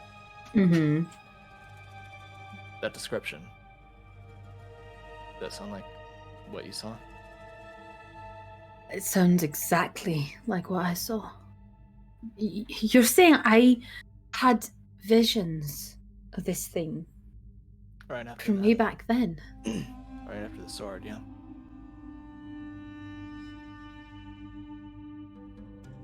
What? Okay. What is that sword? Why did it explode when I touched it? When anyone don't know. touches it?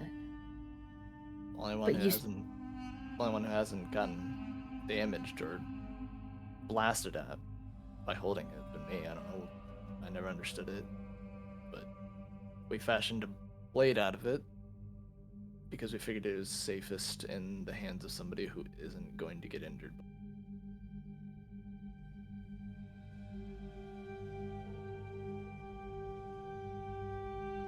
And this is all you know, is that after I touched it, I had these visions, right? A lot of things became on a need-to-know basis. I was not in the need to know about a great many. I'm gonna ask you a question. I need you to be completely honest with me, Maverick. Okay. Do you know where my father is right now? I really wish I did. He might be able to help out with something. But last I knew, he had a lead as to what was going on with you. And I wanted to go with him. He made me promise to look after you while you were at school.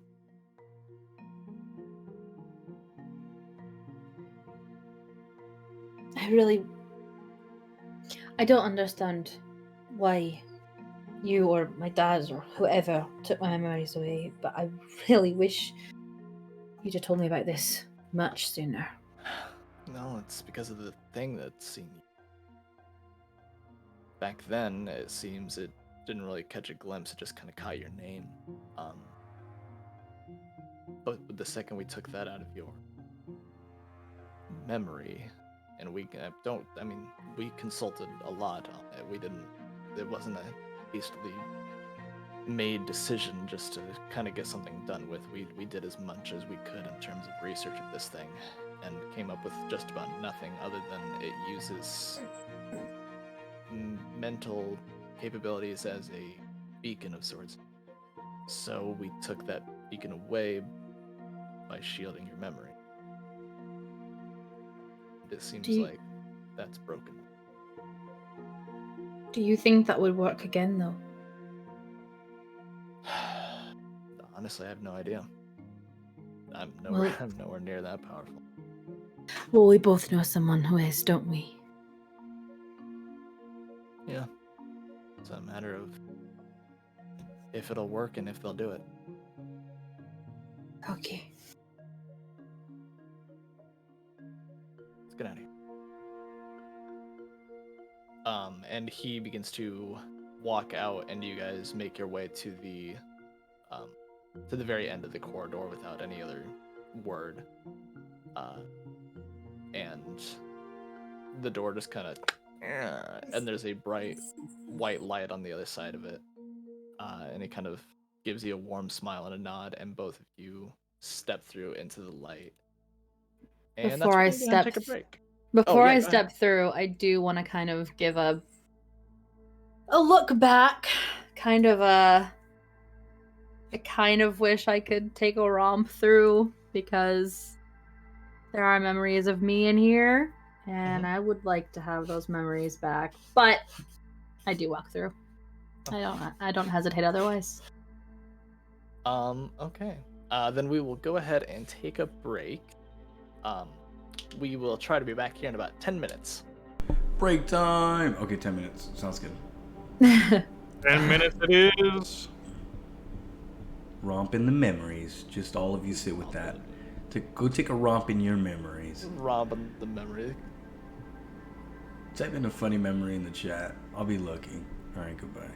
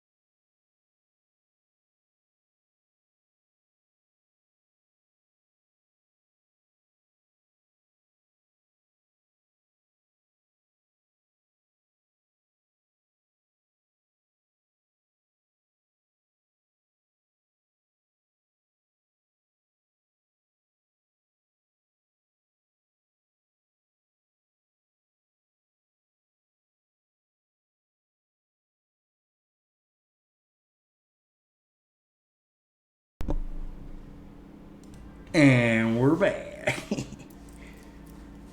Hello, everyone. We're back. We did our Don't deeds. time- Did you do Don't your time that, deeds? 'cause I don't know if it's 10 minutes.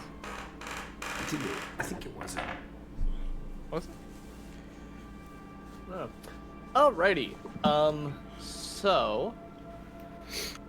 Yeah, we left off with Effie and Maverick kind of stepping through the doorway to get out of Maverick's mind, essentially. Seemingly Yep. going without any incident on your end, Zane. As you kind of, it's not too long for you. It's enough time that Eris leaves and is able to come back.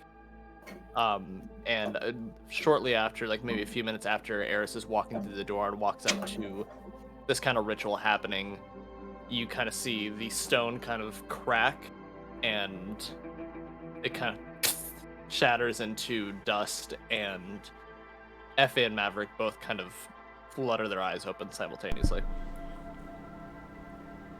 Oh. So I'm not sure how much this is going to be portrayed in Zane's bearing, but he's feeling kind of bad. Like in the scene with her in the bottom of the pool, he thought she looked fine. Everything looked fine up where he was, but turns out she was seeing horrible visions of monster creatures coming across the cosmos. Yeah. And then here, they're both laying there, and everything looks fine, and he doesn't know what's gone on in the heads, but like there was nothing he could do in either case, and he feels very powerless at it. And he's like, all this training, all my religious studies, and here I am just watching people look fine, but they're not. What have I been studying? That's what's going on in his head right now. Maverick kind of leans up, kind of swings his leg over to face over to Effie's bed, and kind of does another one of the playful kind of slaps on the side. Thanks for coming in, kid. As he slaps her, she kind of jolts back into reality. Yeah. You're welcome. Kind of Everything okay? Looking around at all the healers. There's a lot of people. All right. Yeah, everything all right? And Headmaster Felix kind of closes up the ritual spell he was doing. Yes, everything is fine now. It seems. Yep, you were the only one in a coma. Yeah, I mean, is everything good? Was Zeph? I assume she was successful because you're here. But how'd it go? I mean, are you both all right? I'm better. okay. Better, yeah. Yeah, he's better. Let me see.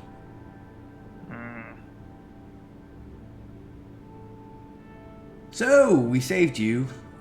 Let's get that out of the Thanks. area. It's not awkward, don't worry, you don't owe us or anything. No, I didn't think so. Oh, I he's still a, disagree. Smile. he's still a I dick. He came back pretty normal. No, I disagree. You do owe us I do. some explanations, but before that, maybe the five of us ought to talk. Yes, I'm gonna need my sword back. Interesting. You're gonna have to talk to Felix on that one. He poofed it away It's, somewhere. There's another joke. I know he has it. All right. Yeah. Office. And he kind of gives a pointed point at Felix. Go ahead. I'll be there in a moment. Yeah. All right. Heroes, let's go. And Maverick kind of gets up and kind of staggers a little bit as he's been not walking for a few days now. And kind of catches himself. Right. Okay. Let's go. And he just kind of carefully walks out the door. Zane is not gonna go with him just yet. He's Okay. gonna stick around with the headmaster and see if he needs any help getting all his stuff collected or carried back or anything. Because he doesn't really like the way Maverick called them heroes. He doesn't feel like a hero. It feels like, I don't know. Maybe he was being sincere, but that's not how Zane took it. All right. Fair enough. Other two? I'm gonna stay back as well, and but not purposefully, just more in her own mind, being slow. That's all. Okay. Eris? Eris walks up. I'm not a hero, and I try to trip him, and I hope I get advantage because he just got legs back. Yeah, just got legs back. Yeah, go ahead and roll me a, we'll just do an acrobatics check for you. Thank God. Yeah. Oh god, I gotta bring up his character. Oh! The advantage? Yeah. Is this when he trips, hits his head 22! on a curb and dies? 22! That's Yeah, plus he's 2. good. Oh, wait, no, I'm sorry. Advantage, yeah, no, it's plus 4. I forgot I didn't take acrobatics. So sad. What is it? I thought I had proficiency. I don't. It's 22. It's just still 22. 22, okay. Okay. Close, that's a 21. Yes! Yeah, he just kinda, you trip him, he falls flat on his face. I'll meet you guys at the study. You start running. And he kind of turns back to the other two of you. He's on the clear other side, and Headmaster Felix is gathering up some of his things.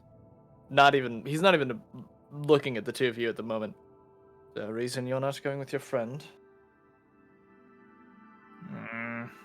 Wanted to make sure you had all your stuff collected up. You had a lot of articles here, and didn't want you to leave anything behind. And I still have your swords whenever you're ready for them, Zeph. You don't have to take them right away if you don't want, but No, I'll take them. Thank you. And she shakes her head and hits her cheeks a couple of times. I'm fine.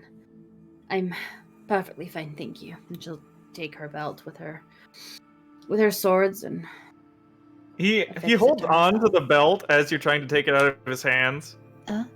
are you fine, Zeph? You don't look fine. And he'll give you the sword belt after that. He's just wanting to get your attention. That does slow her.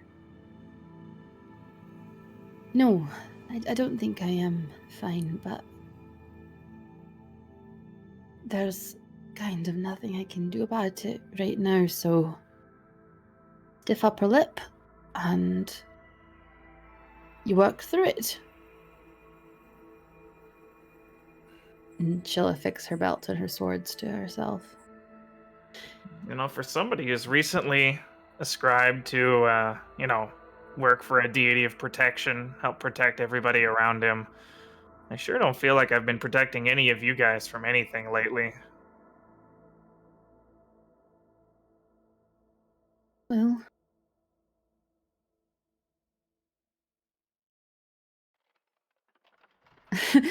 I'm sure you don't want to hear this necessarily, but I feel like there's going to be a lot of things for you to protect a lot of people from in the future. Maybe. So I wouldn't be so upset about it right now. It's easy to stop a blade or an axe or a hammer coming in to strike, but all this invisible mind stuff going on where you look fine on the outside, but I mean, there's nothing I can do about that. I don't know. Do you need any help, Felix, to get all your stuff back together? I don't know.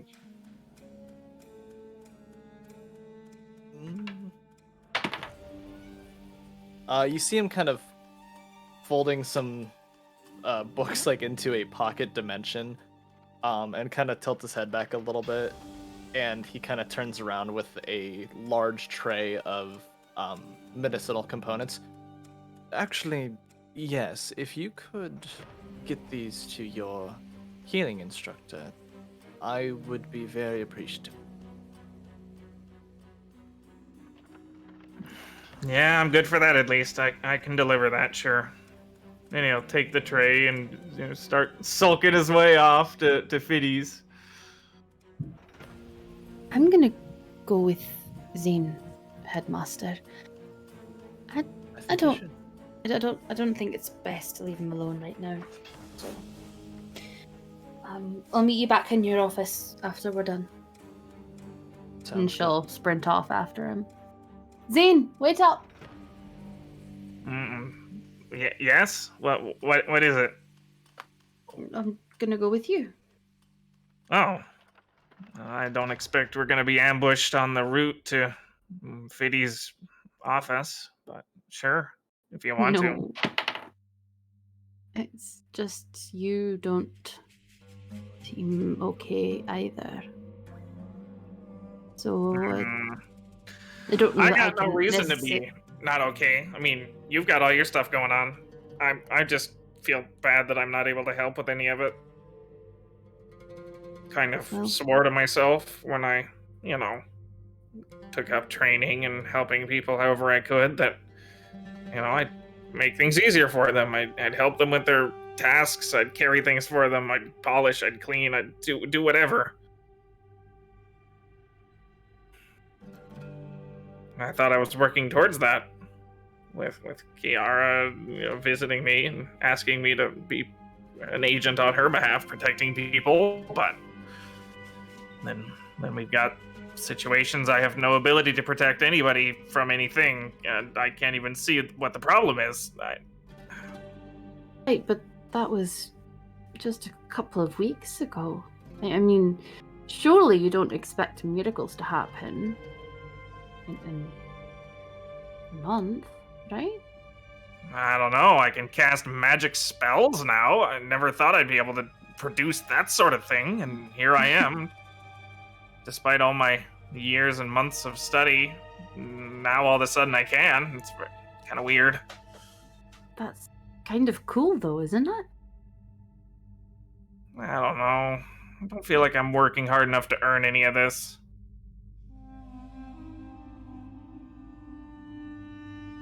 Maybe you should change your perspective. I mean, my sort of magic, you have to work hard to learn it. Your sort of magic, you don't have to work so hard to learn it because you're always working hard on everything else that you do.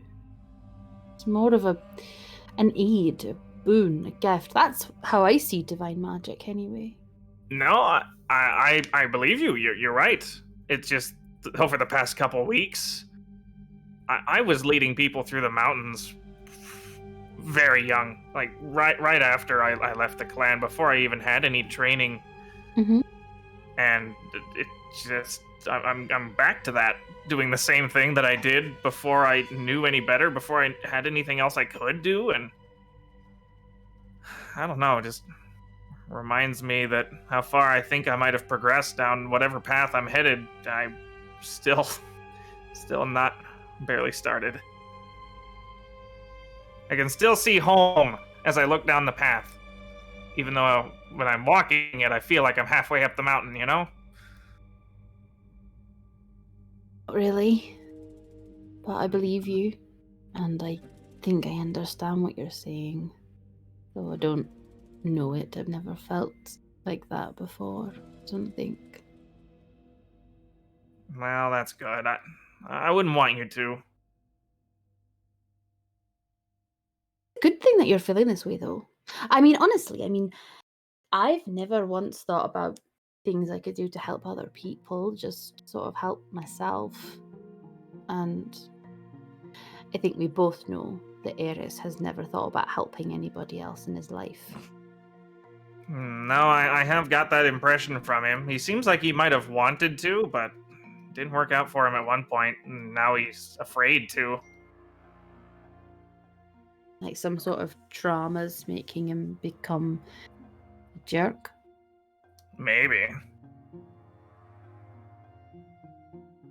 Putting that back on my list. We've really got to talk about that. And she takes out her journal. You really like that list, don't you? I like lists in general.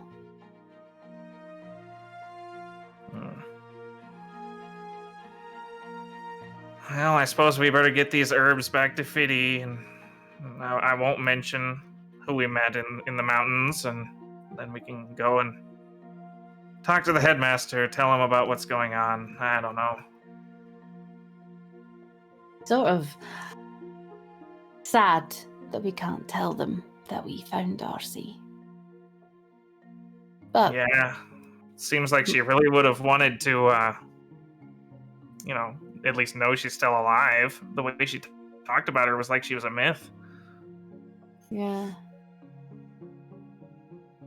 As much as I don't understand it, I'm sure she's got her reasons, though, I guess. I don't know. Almost seems like she's hiding from the world up there.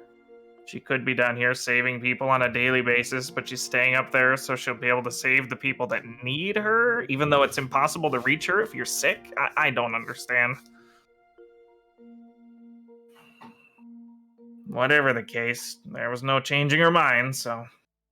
Zev just shrugs.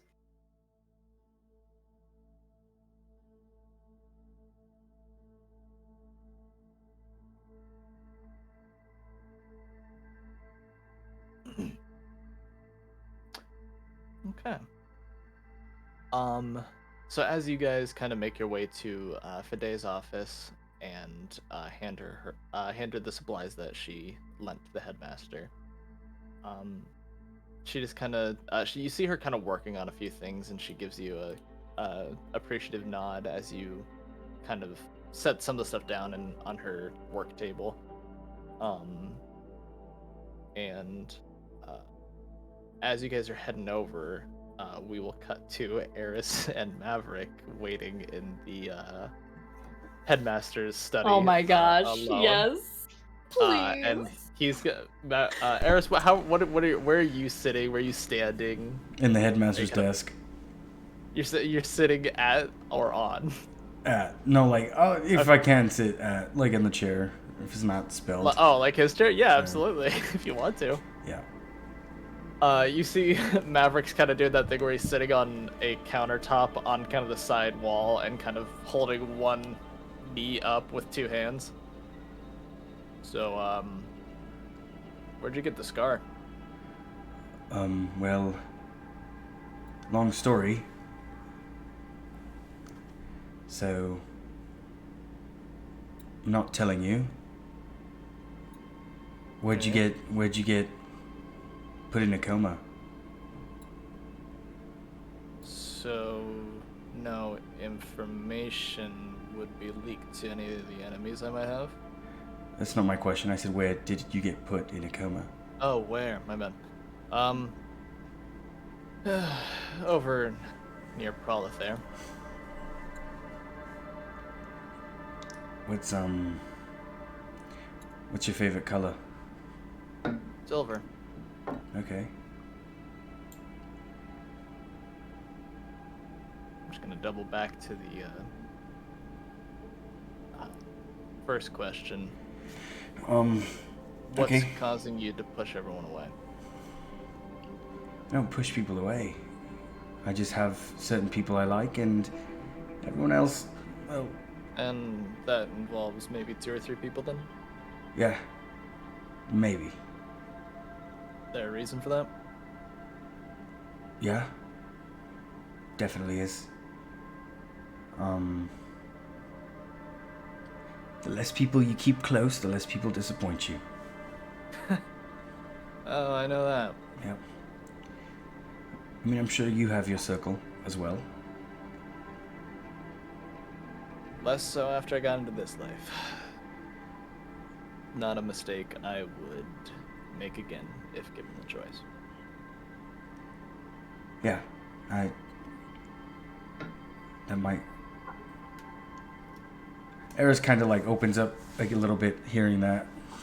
Yeah, that's a fear I have as well. It's not a fear you have to have. You still got time, kid. Time for what? You're in the beginning of all this. You don't have to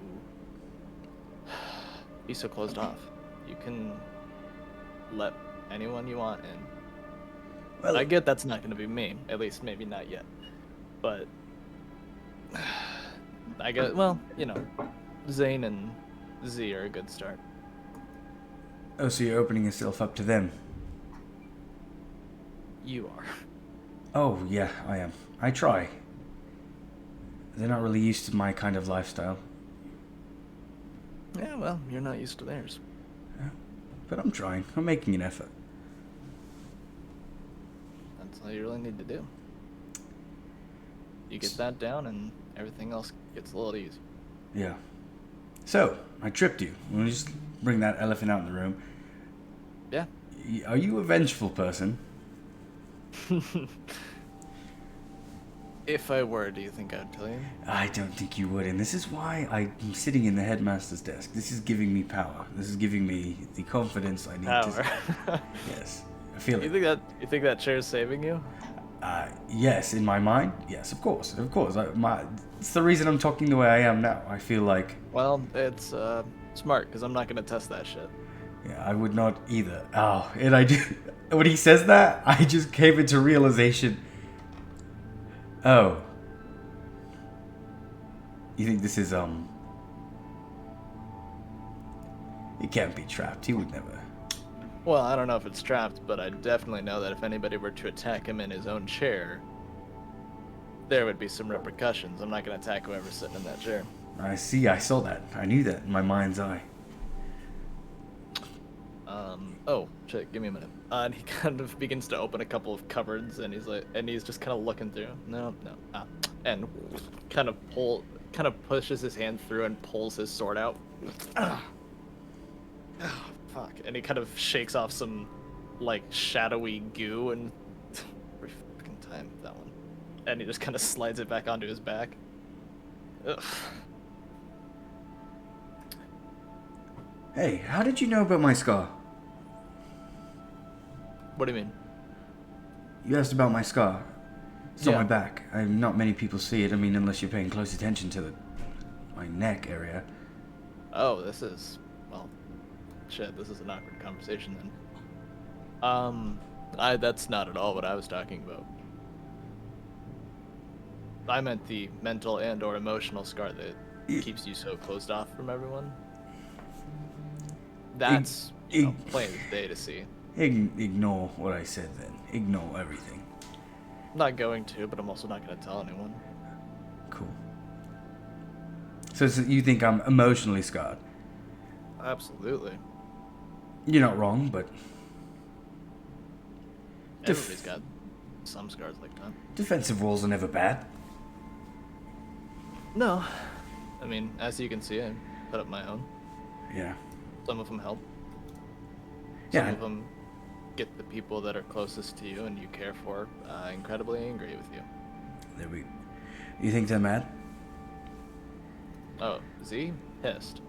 Oh, you? Oh, yeah, you fucked up. I don't know what you did, but you messed up real big. I had to do what I had to do. Yeah? Yeah. You probably didn't have to do what you had to do. You chose to do it. There's decisions, not all of them mine, but decisions that were made to keep her safe, yeah. And guess what?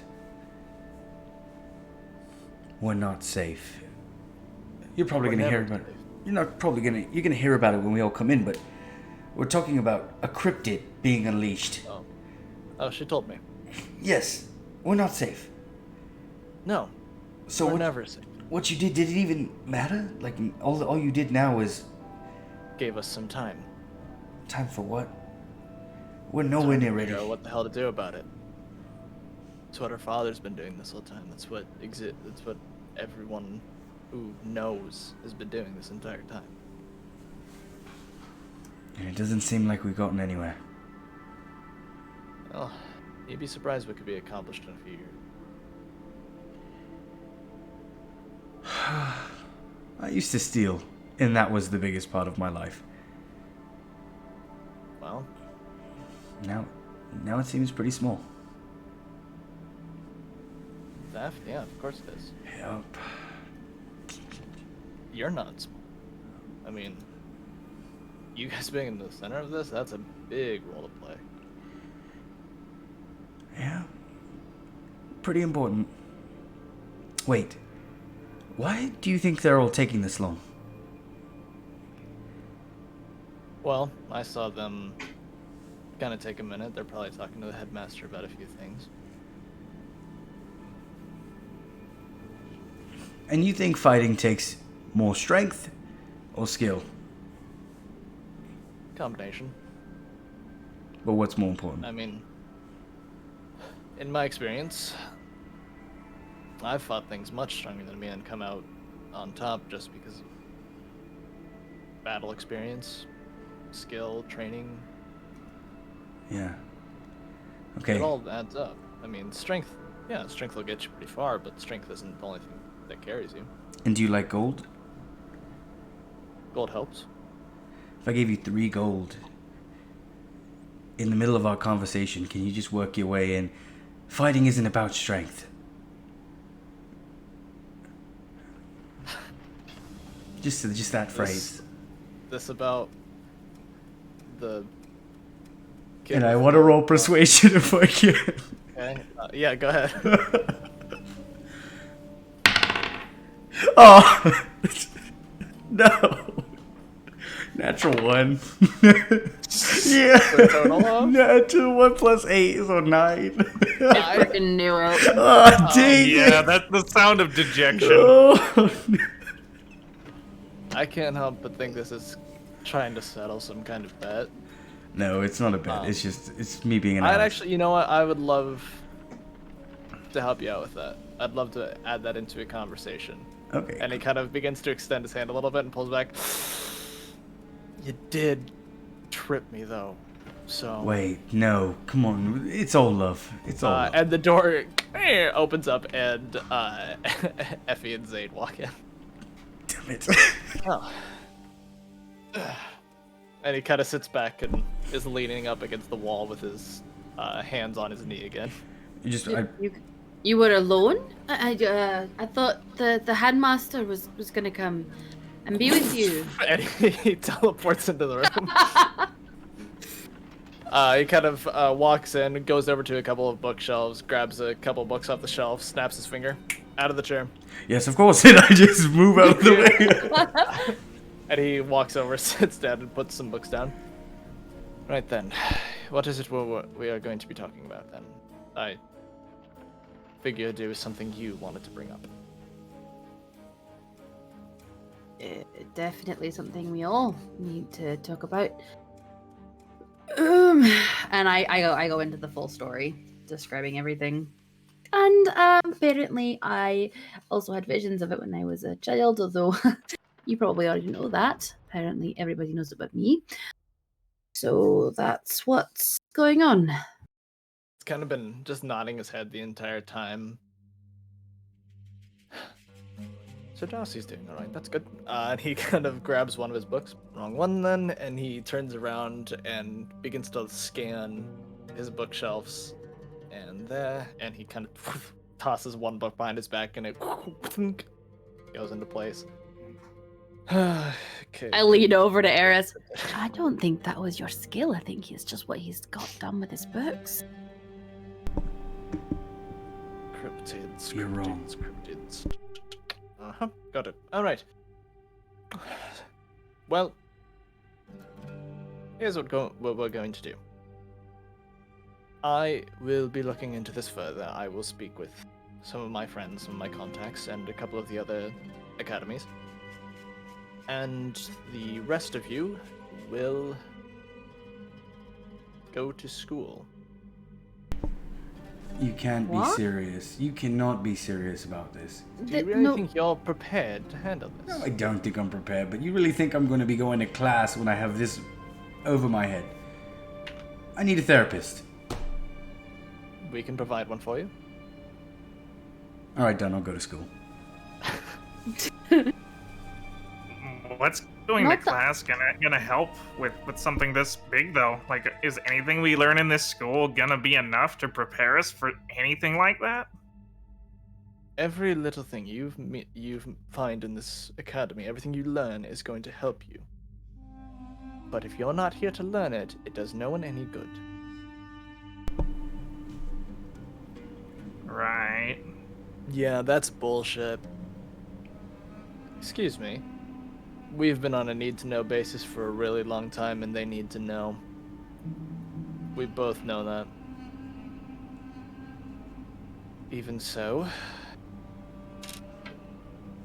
I need the three of you close by, not leaving the town too far, not leaving the city very far, in case I need to call you back. Just for a few days. Then your assignments can go on as usual. Are we supposed to go back to life as normal after this? Oh, absolutely not. Your lives haven't been normal since you got here. I don't expect you to ever treat it as if it's normal. I don't expect you to treat an apocalypse level threat as anything less than what it is. But let's be honest, what can you do about it right now? What can we do about it in a week? What can we do about it in a year? We don't know when this thing's gonna be here. If it can do the things we've heard, what are we gonna be able to do ever? You'll have more information, you'll have more training. Even if it's a day, 2 days, a year, a century, you will have more then. You'll have more then than you do right now.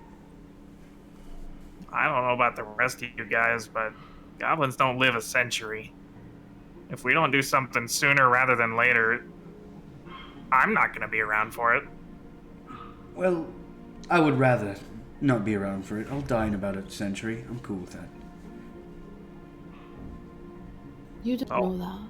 I mean, The there, oldest- there are magics, and I've seen people prolong their lives. I mean, he gestures over to the headmaster. He's right. You're a human, aren't you? I am. So, Zane, there are ways. The oldest goblin I've ever heard of, ever, in all the stories, he was 67.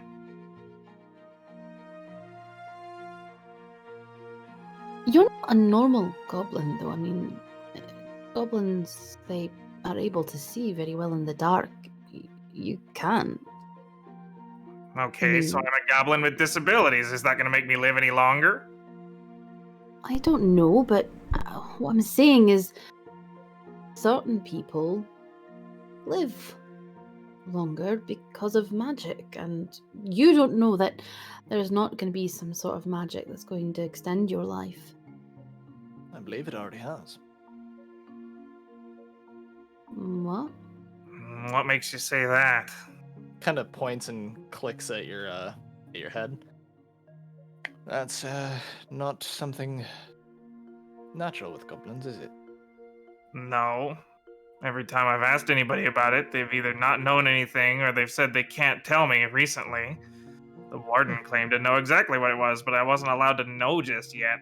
I don't know what he meant by that, but... Well, I believe you are to know when you are meant to know.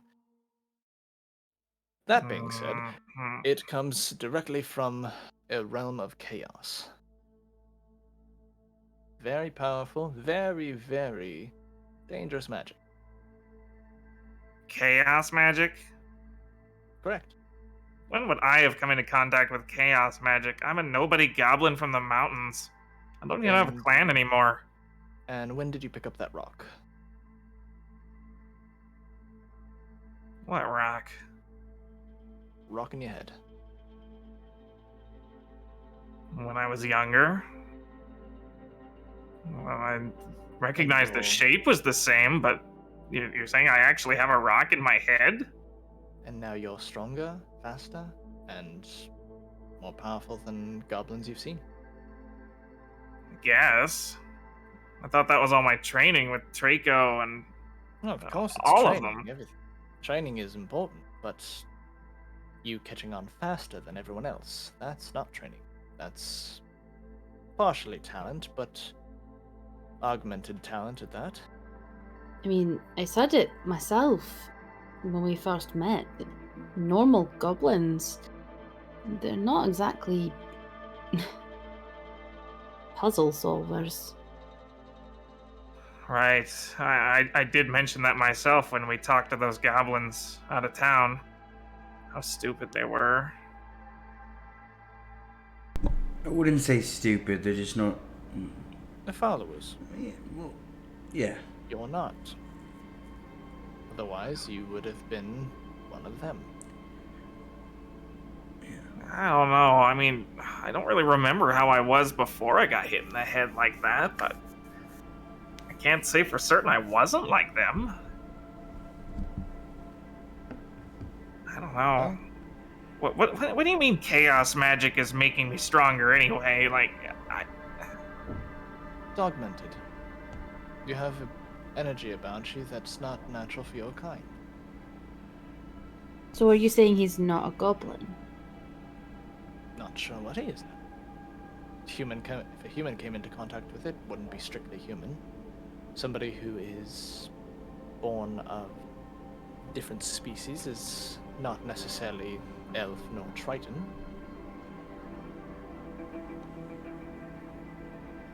There's something new. New is good. it was good. I don't know about that.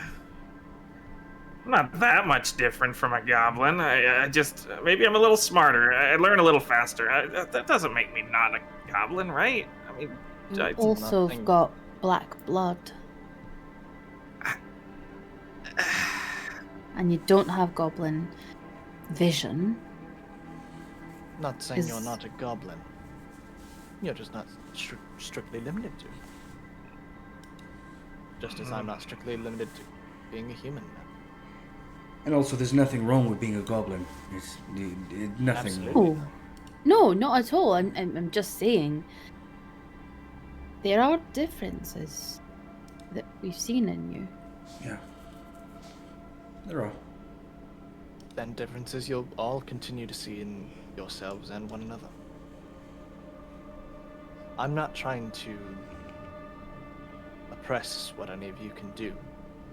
Just stress that you need experience, training, everything to even have a chance at this.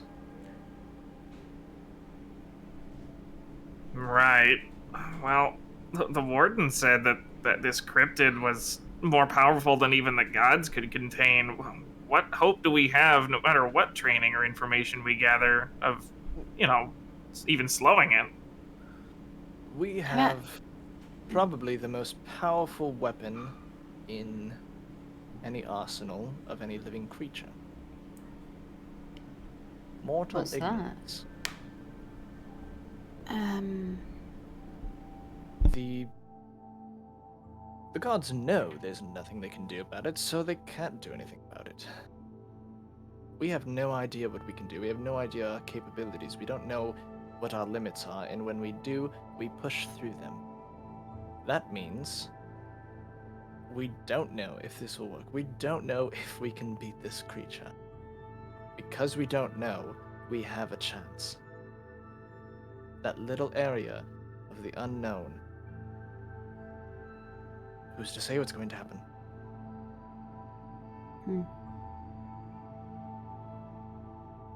I mean, No, I don't guess think uncertainty does provide a slight opportunity, but still, if even the gods can't do it? Well, I was thinking about that on the way back. And I wonder if, because the gods created it, I wonder if there's something that actually physically prevents them from controlling it or stopping it. Very well could be.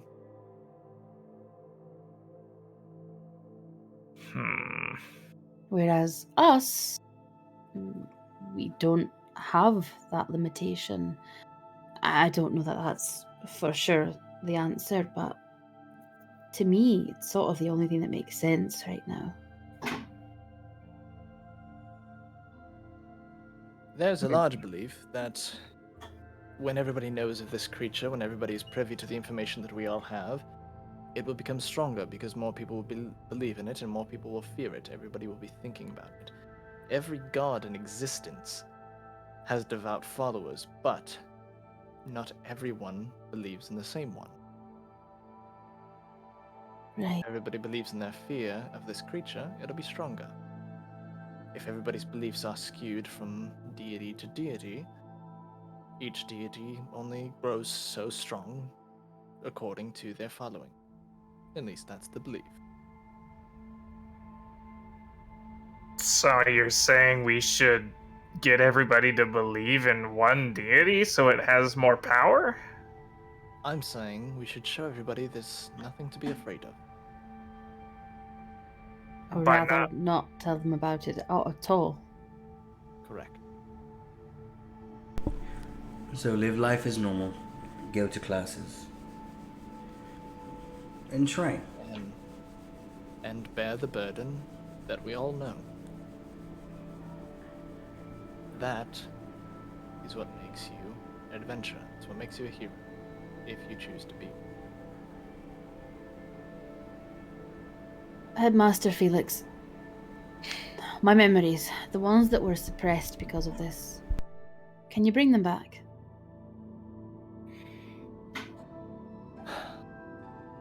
Unfortunately, I cannot. There were protective wards put on those that would allow only the one who shielded your memories to take that away. I look over at seems Maverick. Oh, sorry, go ahead. Some wards were broken down by this pool you entered, weakened them enough to allow some to spill through. But without that person, I'm not sure if we can do that. We can't do it safely. And I would rather do it safely than not at all. I look over at Maverick. Was it my father that did it? Your father was a conduit. Doesn't make much sense, I know, but it was a combination of everyone. Mainly Pembroke and Ren, but they used your father's connection with you in a similar fashion that you came to get me in order to find out which memories needed to be shielded. So your father was part of it, but we would need Ren or Pembroke to do that. Okay. Thank you.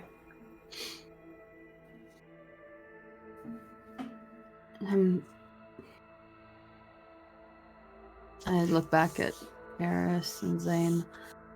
I'm not gonna lie, I'm incredibly frustrated right now. But maybe it is for the best that for right now we just try and live as normal a life as we can. I don't know. I'm sorry. I don't buy it. What more have you two found out about the tampering by the Shadow Council with our initiation? We don't know who did it still. But I think I got close. Which is why all this happened. What makes you think you got close? Just because you had somebody try to kill you? A very well-trained assassin tried to kill me. Not somebody they send after lightly. Teledari. Right. Oh, like the poison? It's poison of sorts, but it's the assassin's name. Well, did you make them look almost as bad as they made you? You get some good hits in on them, or was it an ambush? More of an ambush. I was battling some other creatures when they jumped in right after I was done. Slightly exhausted, used up quite a bit of energy. That's what they did. Yeah, well, it's There's the best that. time to strike, yep. Can you tell us anything about this Teledani person? How they look, what they do, how they act? What, do they have a calling card? I don't know.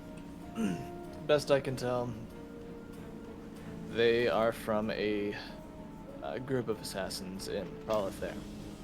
He was a drow, very well skilled, stalked in the dark.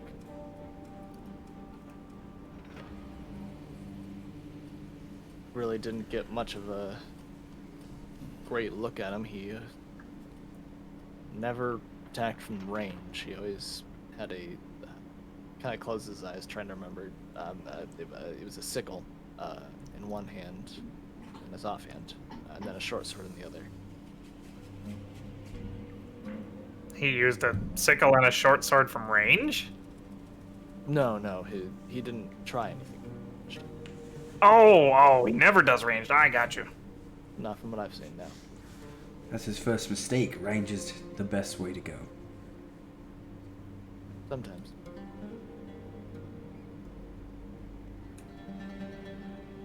How did he know about the kind of poison that was used to put you unconscious?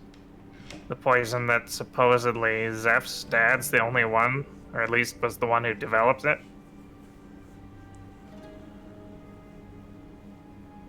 Could it have been sold?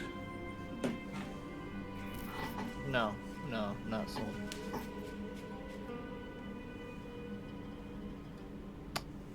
Stolen, maybe.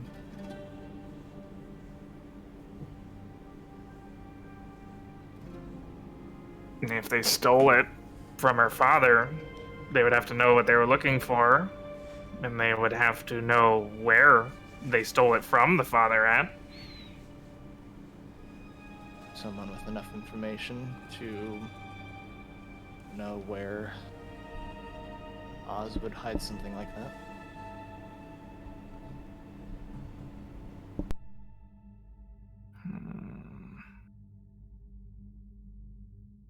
I don't know. I don't really like to think about it, but this Teledani might be our best lead at some point to finding Oz. I don't think he...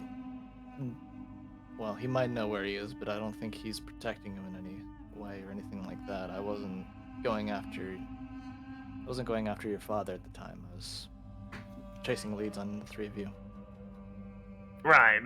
I'm not suggesting he's protecting him, but, you know, we have no idea where Oz might be now, so anything we find out is going to be better than what we have. That's true. I'll try to keep looking into it. Well, Now don't that go I getting know- yourself killed by Teledani a second time. It was kind of a pain to go find those leaves. I suppose we could do it again, but... Well, now that I know about what's going on, now that I know that he's knows about me, then that's a different story. Yes, you'll act accordingly. I trust that. Well, is there If- anything if else? I do want to know, when you came in, there was massive damage to parts of your armor, but other parts that were undamaged, but your flesh underneath was lacerated deeply. What did that to you? I know you were ambushed by Teledani, but, you know, a sickle and a short sword, they don't crush armor like that. No, they don't. I wish I could tell you. I know that he wasn't alone, but he wasn't with any other human or humanoid.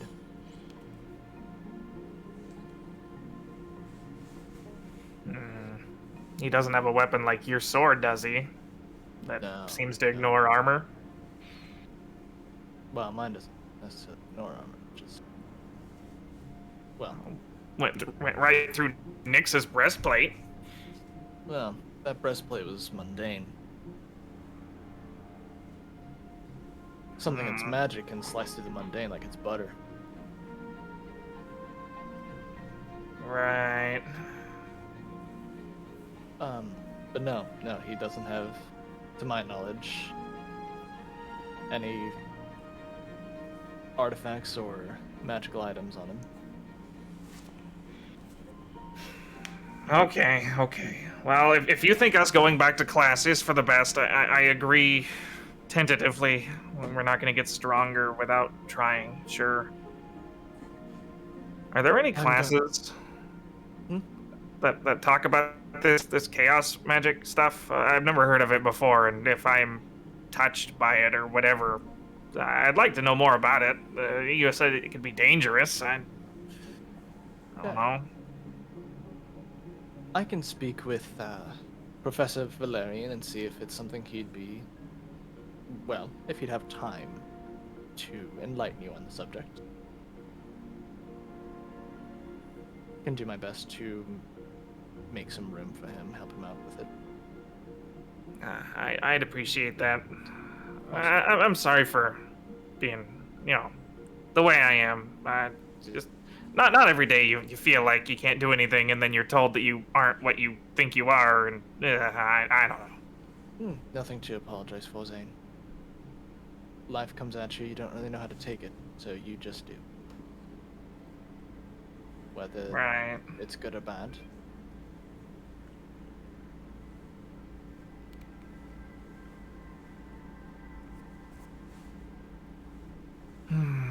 I suggest you all get some rest. Had a long few days. And I have somebody that is coming to speak with me. And I will let you all know how that goes. Amazing. Okay, sounds good. All right. I'm gonna walk out cautiously. Okay. Maverick takes a moment after all of you leaving and is a few steps behind the party as you're all leaving the office. If any of the party members forgot to grab their belongings from where they stashed them, Zane will grab them as well, so they don't get left behind. Okay. Yay. Yeah, I definitely forget. Turn around. Oh, thank you. I had everything on me. Yeah, I knew you did, you sneaky bugger.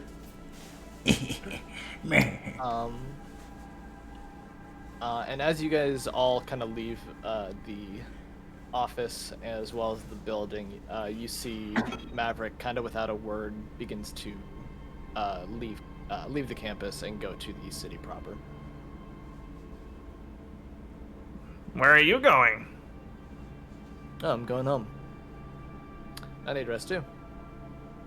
Home? Well, you don't stay on campus. No, I have my own place with my party.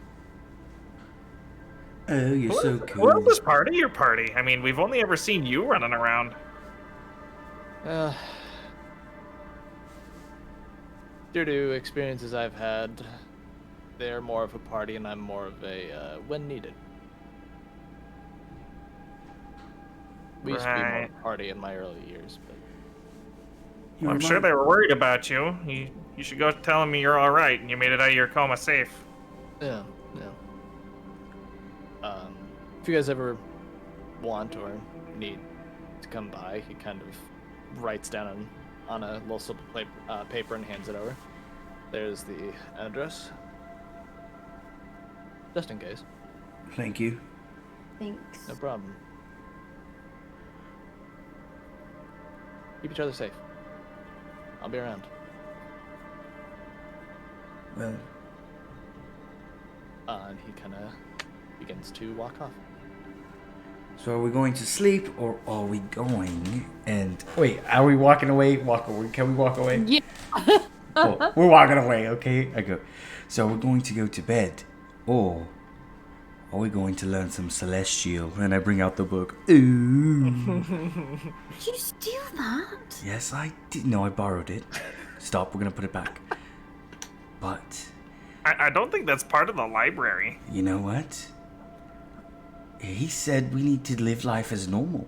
And I normally take things. So You know, let's- normally I would definitely scold you and probably ask that you take it back, but I think it's best if we have all the knowledge that we can. I appreciate that. do we know anybody that might speak that language? I mean, there was somebody named Angel. That's the closest I could think. Oh no, not Angel. No, I mean, it's in her name. I Isn't that the understand. language of the angel? Yeah, I get why you would assume Angel, but we have history. You do? Yes. You have history? Yes. What kind of history? Oh, Did you use it? is Yeah, that the yeah, girl that it is. you were? Yes, But you you saw know, it's that. perfect. You helped her. That was so sweet of you. Did I miss something? I made her feel better, not on purpose. What? Why don't you want to talk to her, though? I mean, this is need to know, right? We don't need to talk to her. I don't know. I mean, it seems to me like she's our best lead for reading this book. I mean, if we go to the library, we get out a dictionary for celestial, and we just look at the words and we match them. you know how long that's gonna take? All the different ways to conjugate verbs? You understand? We have time.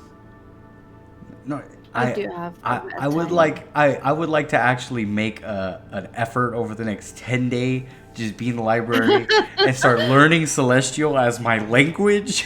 Oh, I'm Okay, sorry. okay. Zeph just like had like, you know, the little good heart feelings. You're gonna be in the library. Oh, that's so nice. And she's definitely gonna be helping him. Okay. Trying to encourage this behavior as much as possible. He's sitting there like turning the pages angrily. Ow.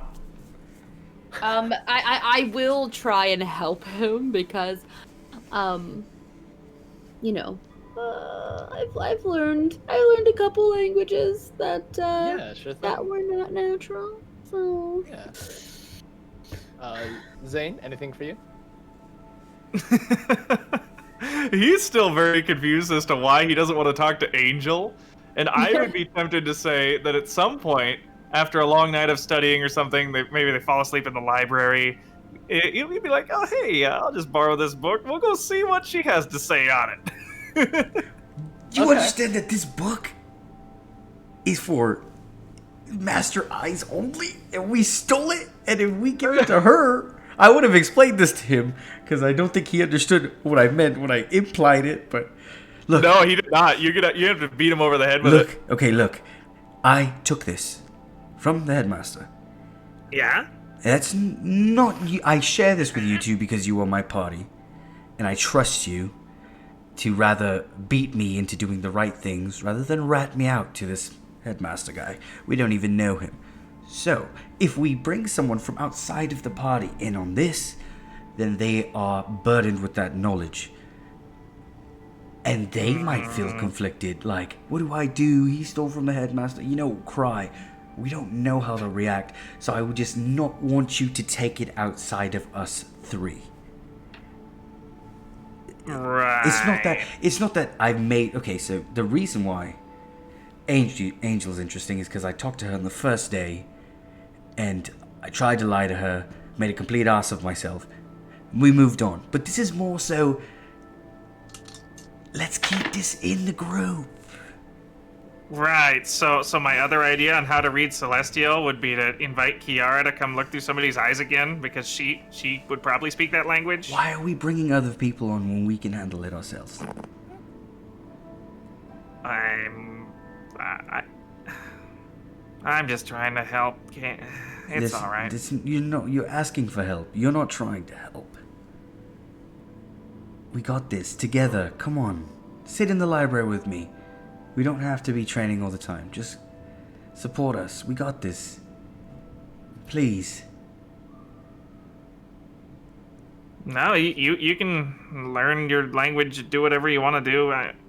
I was dumb to suggest. It's fine. It's not dumb to suggest. It's just I have there are other reasons why I don't want to help, which I just explained. You know, you're not dumb. I would usually go for help too. This is just a bit of a special, situation.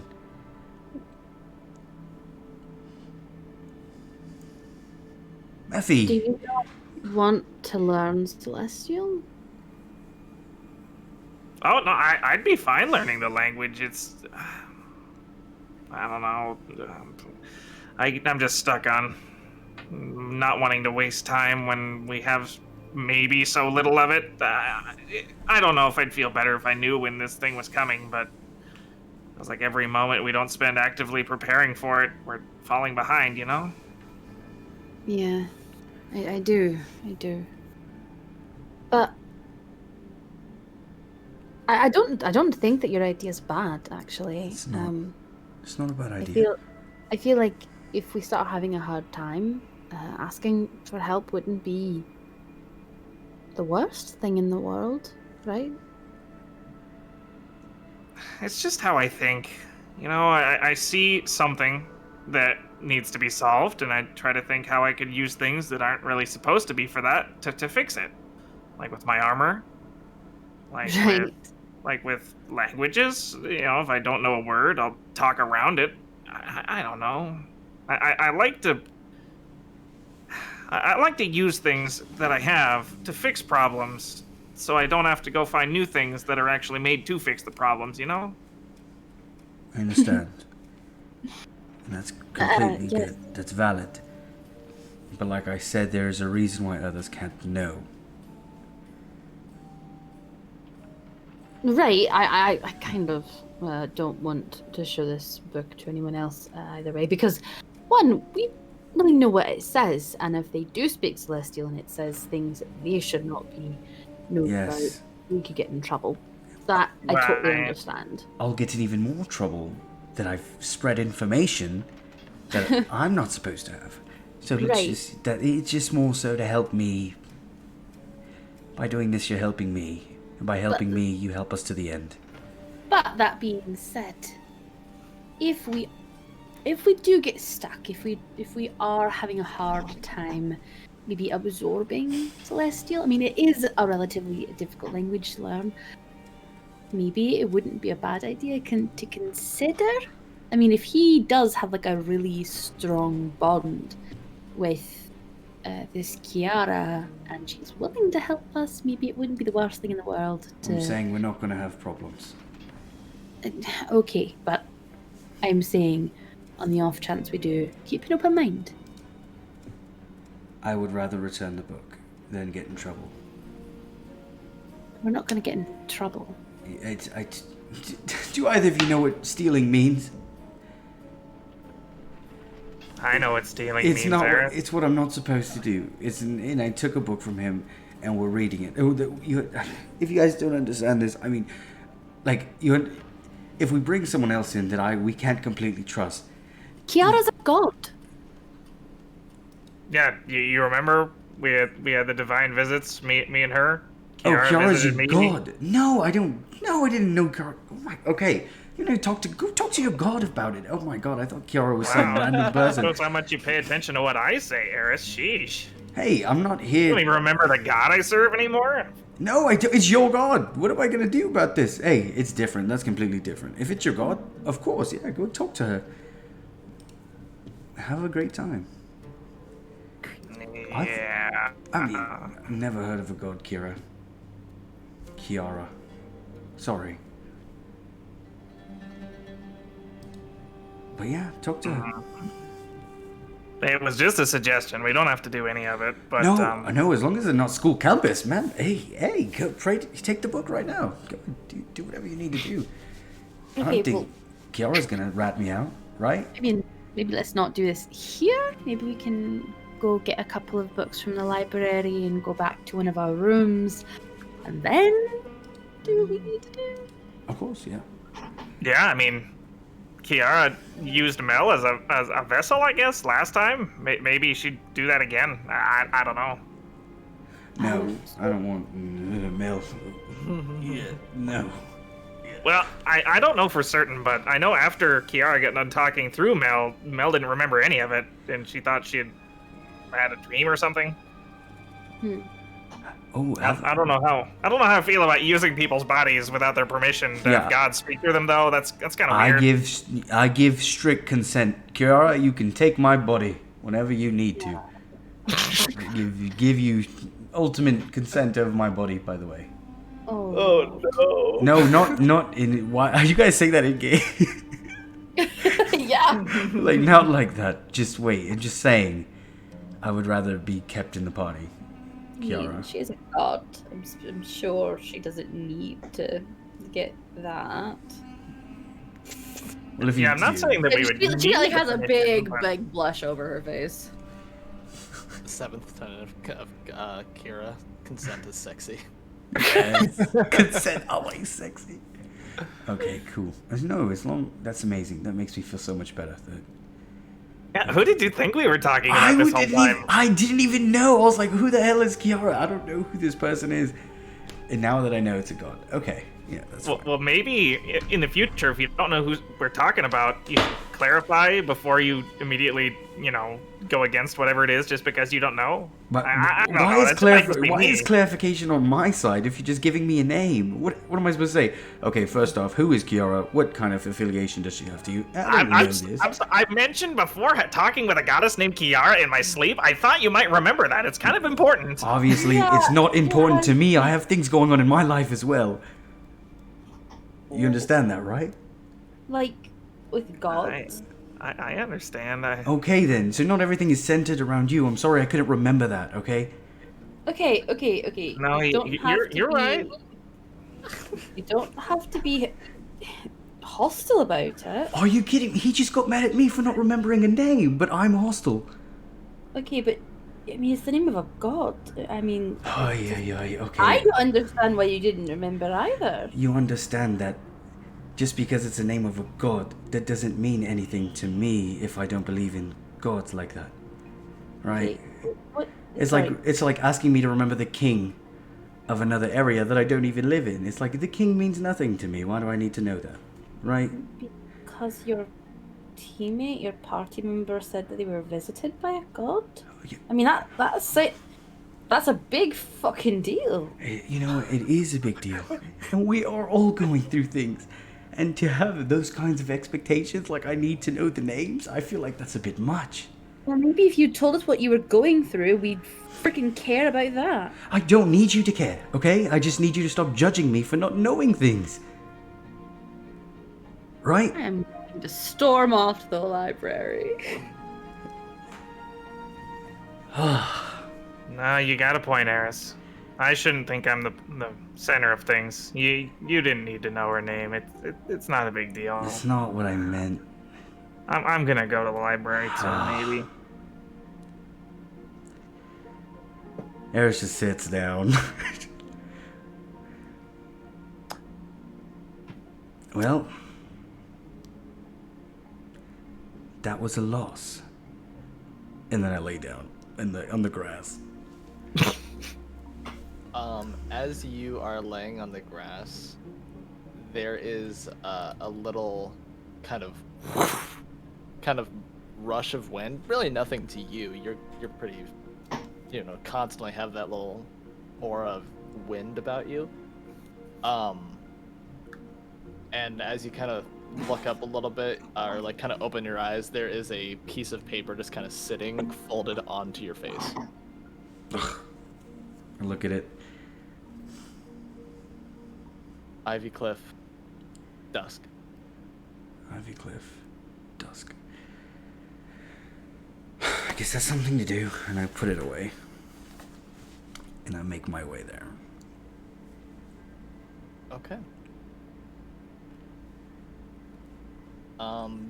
You two at the library. Did you say you're heading that way, or did you going to the library? I'm going to the library. Sorry, no, I meant Eris. Oh yeah, I'm heading to the Ivy Cliff at dusk. Okay, cool. The two of you, you guys just heading to the library to find research on celestial stuff, or were you looking for something else? No, I was gonna be looking for, celestial language helpers, celestial for dummies, if you will. Okay. Or rather celestial for the incredibly intuitive and intellectual. Give me a d20. Ooh, 14. All right, you get the ladder. I did. Yeah. You're kind of walking around, looking around for it, and you find an area labeled Celestials. and you're able to kind of pick one out that seems like kind of a beginner, like if you like the first year of a foreign language, you're kind of going over and like, oh hey, look, this is a textbook for them, and you're able to pick one up and you're able to look through it and kind of get a little bit of an idea on a few things that you'll likely be able to continue to work at for the next 10 day or however long you guys decide to research this stuff. I am going to, finish flipping through it and just angrily sit at one of the study tables and, open it page 1 and just start reading, like a finger pressed firmly to the page. Okay. Well, Zane was thinking that he'd try to read along with you, but you look like you're very set and angry on how you're reading that, and your finger does kind of block if he's reading next to you, so, like, he's not gonna read out the same book anymore. You're kind of scary. Kindness. What are you doing then, Zane? I mean, he's also interested in this celestial stuff because of his connection with Kiara. So, like, he'd also be interested in learning. Maybe instead of learning the language right away, though, maybe learn some background type stuff. What they didn't teach him back when he was with Traco and the other paladins. Like, I don't know. Something to that effect. Yeah, go ahead and so kind of a like basics on celestials, like the beings, not necessarily the language. Yeah, like I figure learning the language can come later. I just want like a basic understanding because like he's not really sure what it means for him to be pledged to Kiara, and he kind of wants to figure that out too. And since Zeph's handling the angry language learning over there, he's gonna focus in a little different area. Okay. Go ahead and roll me a d20 as well. Just gonna point out as you're doing this, every once in a while, you just hear her say her best imitation of a word in Celestial, but very angrily. So that's a 2. 2? Okay. Cool.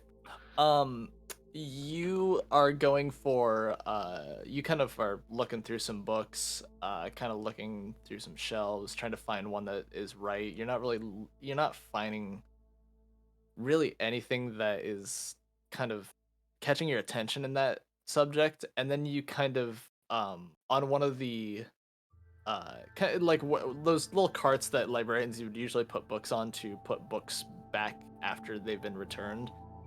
You see a book that says History of Celestials on it, and then like kind of right as you are looking at it, you see a hand go down and kind of grab it, and as you look up, you see a white-haired, smaller female with her glowing, kind of green-yellow eyes, and doesn't actually have her armor on right now, but Angel's kind of wearing her. Oh, it is Angel. And a leather attire. Damn it!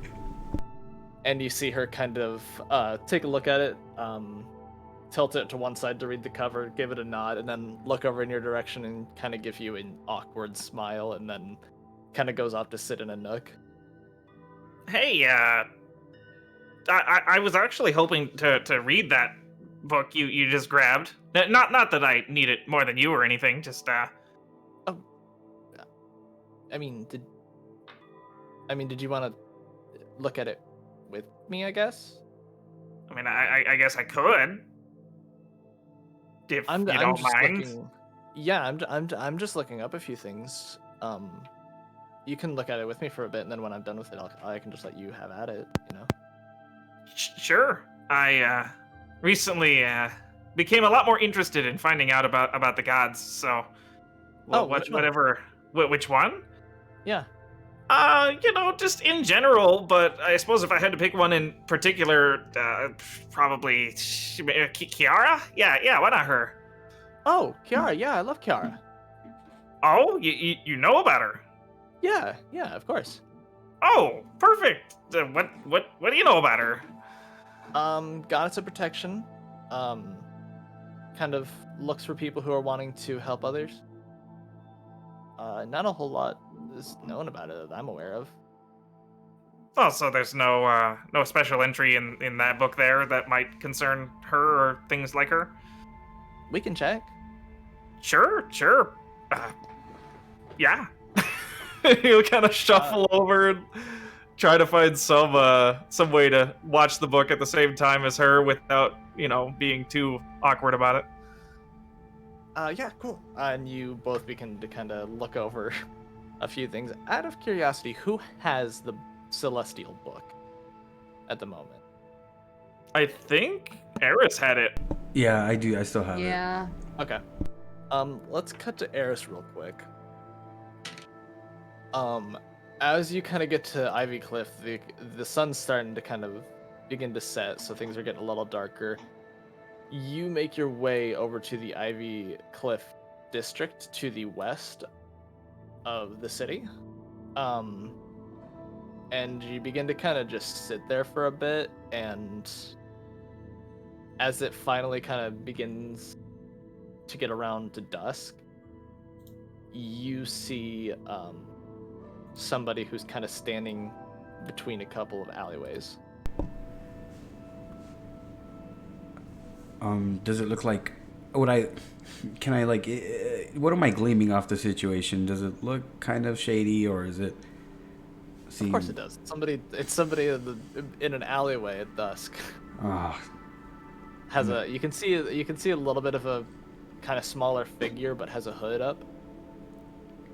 I bring out my hand crossbow and I kind of give it a twirl, but I want to make sure it's seen, and they know I have something on me, and I put it back, and I run over. You run over? Yeah. I just want them to know I have a weapon. I'll hit them with it as well. As you run over, you just kind of hear, "You finally learned how to use that, kid?" And you see, as the hood comes off, you see a female with kind of some getting closer. It's not really like a robe. It's more of just a cloak, and it comes off of her shoulders. She's kind of wearing like a sleeveless green tunic at the moment, with just like her arms riddled in tattoos.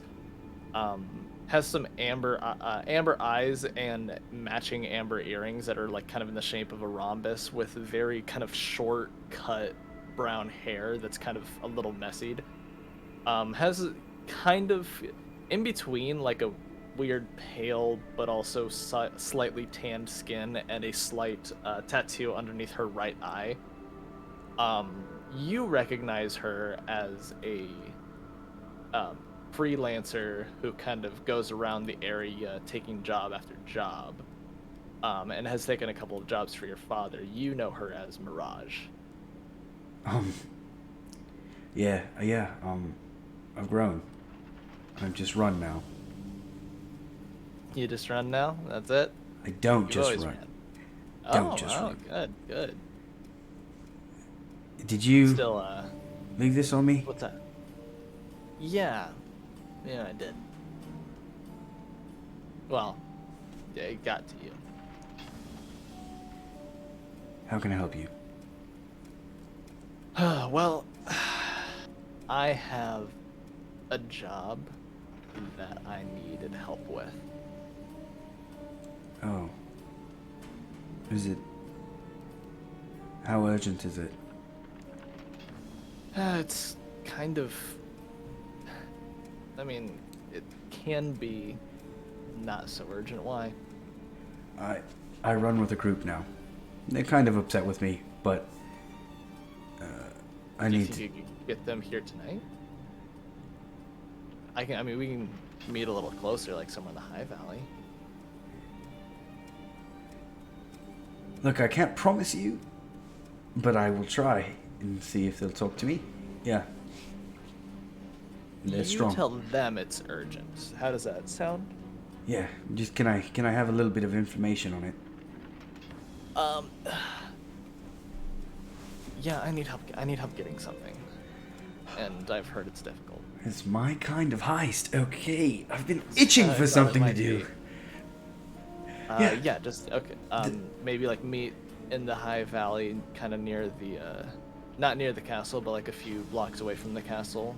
About an hour. Okay, like I said, I can't guarantee 2 others. But I mean, hey, just you would be help enough. 2 more would be great though. yeah, all right. Thanks for keeping me in mind. Yeah, absolutely. I could count on you, kid. I'll see you in an hour. See you in an hour. And I run back. I'm happy as hell. Okay.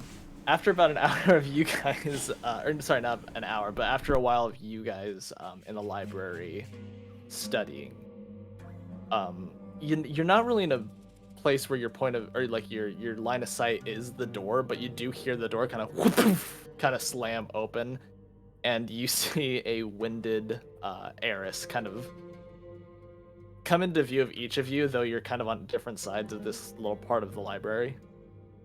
You see him just like bust in, like high energy, and then immediately just, I calm myself. Okay. I look around for either of you. Do I see? I don't suppose we're hard to find. I don't know. Like, I mean, but are you guys like nestled in corners, or where are we? No, she's sitting at one of the study tables, and she definitely looks up, sees you, does a mini eye roll, and looks back at the book she's currently got. Angel kind of slides the book over to you, Zane. Looks like your friend is having a fit. But hey, if you need any help with like celestial stuff, or reading it, some of this book is in celestial. So if you have any trouble with that part of it and you don't have any translation for it, you can let me know if you want. Oh, I'll definitely keep you in mind. I mean, there was... Cool, yeah. Yeah, definitely. It's kind of in your name. I figured you'd know more about it than I did. Oh, it's whatever. But yeah, I'll talk to you later. It's fine. What? But before you go, you seem like you're scared off a little bit by Eris. What did he do? Oh no, he's fine. It's just I didn't want to interrupt anything you guys might need to do. He just seems in panic. So. Oh, I mean he's always like that. Yeah. Okay, well, thanks for guiding me through this book here. Definitely a lot more in here than I knew. Oh yeah, absolutely. It's see you around, and she kind of walks off. I sit in front of Effie. Look, I know you're upset with me. Understandable. I'm not going to ask you to stop being upset with me. Because I am difficult, and it's well earned. So, I'm just going to say, I have a friend who needs help. It's... Being completely honest, it's a heist. It's not urgent. I'm going to go and help. If you would like to come up... She stops reading. If we're gonna be a party, we're gonna have to care about each other. And that's not just about you caring about us. You're gonna have to understand that we're gonna care about you and what's going on with you. And you're right. I don't have to forgive you. I don't have to stop being mad at you.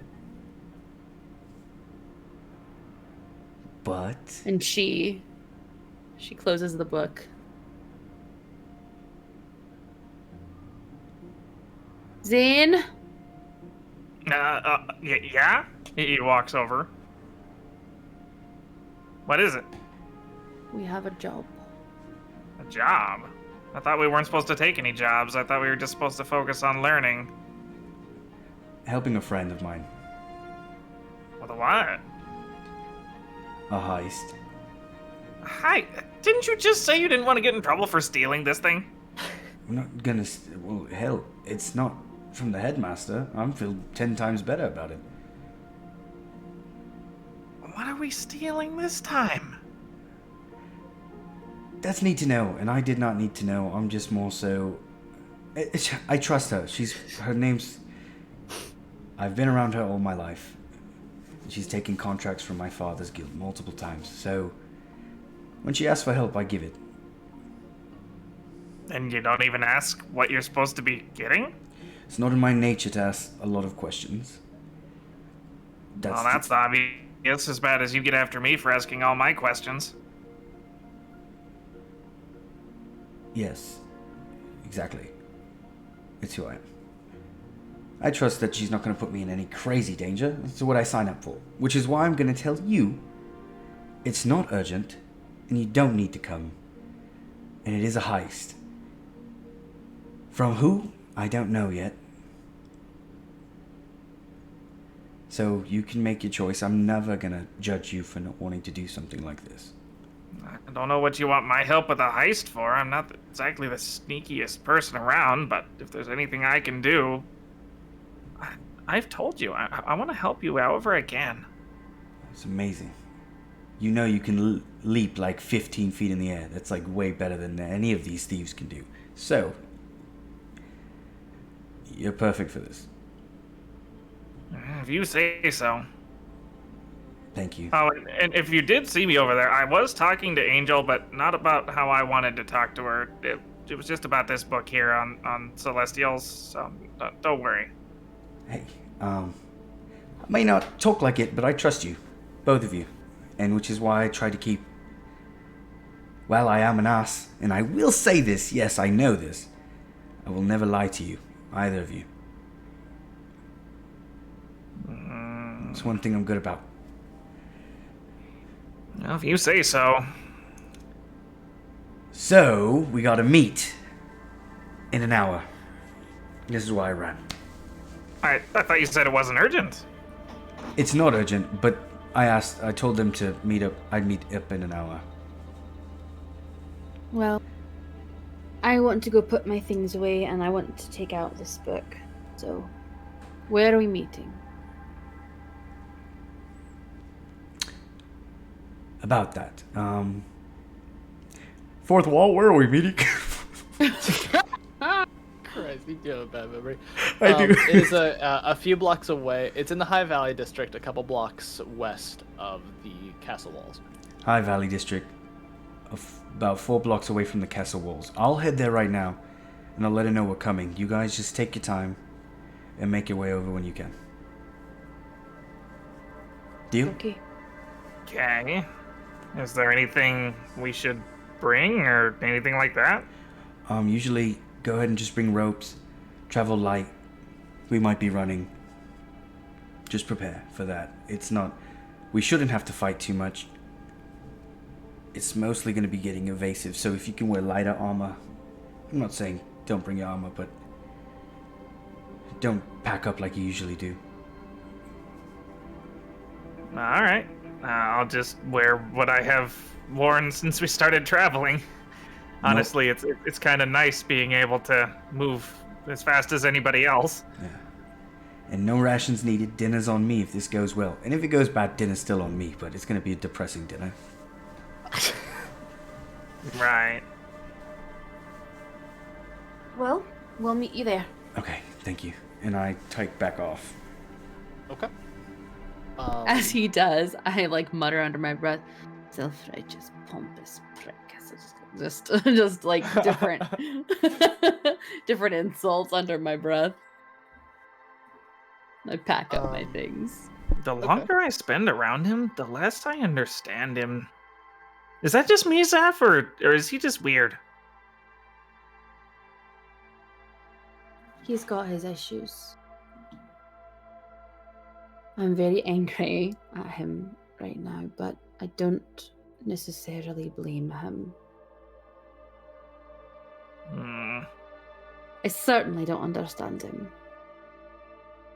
But I'm hoping he's got his reasons for acting and behaving the way that he does, and maybe one day he'll tell us why. Maybe.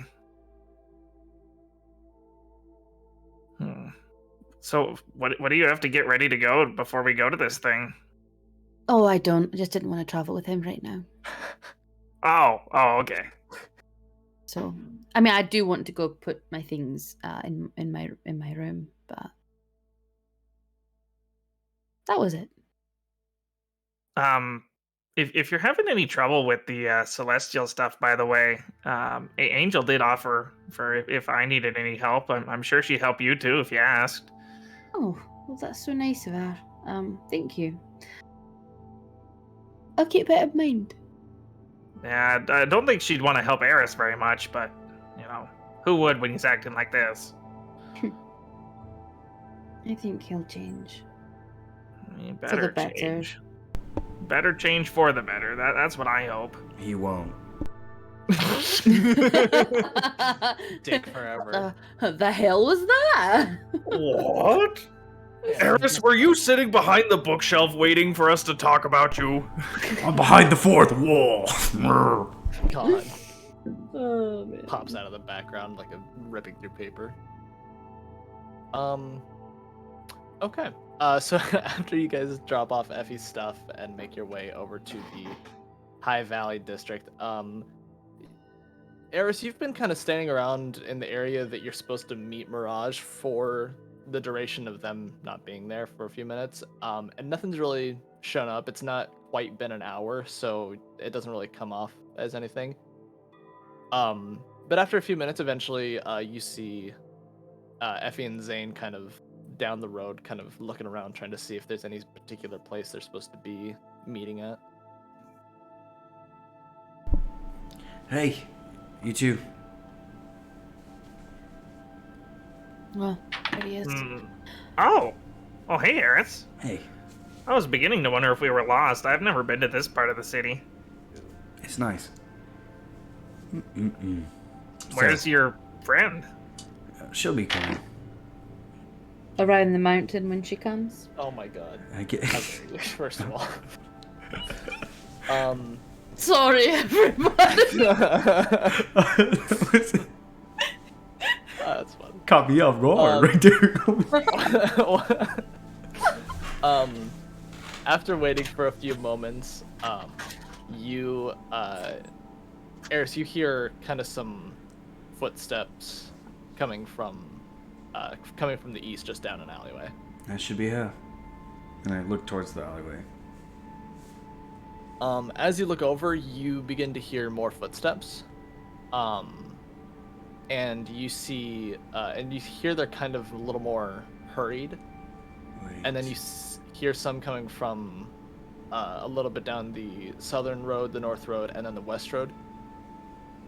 And then you see, eventually you are completely surrounded by town guard. Fuck. And you see the coming out from behind the kind of surrounding guards. The captain kind of steps out from behind. Really thought you guys were one of the good ones. What do you mean? Yeah. We just got back. We were good, weren't we? We got our mission done. What are all you guys doing here? I'm afraid I'm gonna have to put 3 of you under arrest. Wait, first off, they've done nothing. I don't think any of us have done anything. What? Literally just standing here. If you would please all empty out the bags that you are carrying on your person. Sure. I hope you like armor components. And spell components. I go ahead and empty out my pouches and my. Yeah, Zane will empty his Pockets. too. As you guys are emptying things out. You're kind of going through. Zane, you you go through all your stuff, and it's just kind of out. You have your bag empty. Eris, you kind of empty your bag as well. Effie, you're beginning to clear out your bag, and you're kind of like, see, nothing's here. And then you reach one final time and kind of bring your grasp around something that's kind of cold and metallic. And as you guys look over, Effie pulls out this brilliantly golden, very jeweled crown. How? Where'd you find that? Go ahead and take him. Wait. And several guards What? immediately begin to kind of grab you. One of them takes the crown out of your hand, and they all begin to kind of put manacles on you. They're getting what was the contents of your bag put back in their bag and grabbing. I don't go down without a that you have on fight. I know. I am, I we're am rolling dipping for this. and You fight with the dodging. guards? I am. No, I'm not fighting. I never said I'm fighting. I'm dipping and dodging okay, and running around. Well, there is about 27 of them. Is there a cliff? Oh my Uh, gosh. So Is I there? guess that would probably let's have you guys roll some grapple checks. I'm gonna use my acrobatics. Oh my gosh. Okay. Wait. Okay. Where Let's start can I with- know let's that? start with one of each of you to see how it goes. Can I know where in the area? Like, is there like any cliffs or any? What are my Cliffs? surroundings? You're in the middle of a city. Yeah, or like no. What I mean by cliffs is like drop offs or like anywhere I can jump down. I mean, yeah, the buildings. yeah. If you're on a building, If I get up to a building. if you could get up to a building, yeah, sure. I roll a 23 on my athletics. Nice. Okay. I'm rolling acrobatics. This is not the same. Cause of reasons. We are not the same. We are not the same. I gotta hype myself up for this. 18. Yes. Okay. That's 24. Hey, okay, that's 20 for me. I got a 16. What was that? A 20, you said? 16 plus 4. Okay, we will go with Zane. You said 23. Did you say? Yes, 18 plus 5. That adds to 23 if I math right. My goal is to climb something. All right, that's not. So, all right, that first one, Zane, that's a natural 20, with a +9 to the athletics on that one. Oh, sheesh. Wait, these guards have +9s? What? These are not the same caliber guards that they sent us to help with the goblins. They are not. These are some Priorities. fucking Mondo guards. 24 for Effie, you said? Yeah. Okay, ooh, that is. That's a 16 plus 9, 25. Oh my gosh. Oh, God. And what did you say yours was, Eris? 20. He's gonna roll in that 20. one, though. That is a 15 for 24. Oh, my God. I guess they all have +9s? They're just all god Yes, they tier? do. So, I thought they. Oh no, I guess they don't need to roll to attack. Never mind. No, they just have to. They're just rolling. They just make the skill check. Yeah. Yep. Yeah. You see the you see Godric Demu kind of shaking his head. Let's please not make this harder than it has to be. How about you explain what's going on here? Why my friend has a crown in her bag? I've never seen that before. Yeah, I've never seen that before either. I Neither have swear. And she's not a Let's- thief. Let's go. Let's get going, and we'll explain when we've got everything contained. Hey, Zane.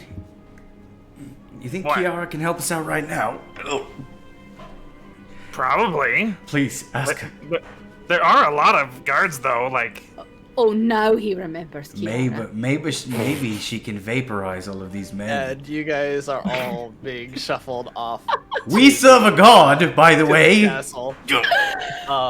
She'll And murder all you of guys them. all kind of get shuffled in. You're completely stripped of all weapons and non-essential gear. So you guys are still left in just kind of your regular. Did they clothing. take my armor?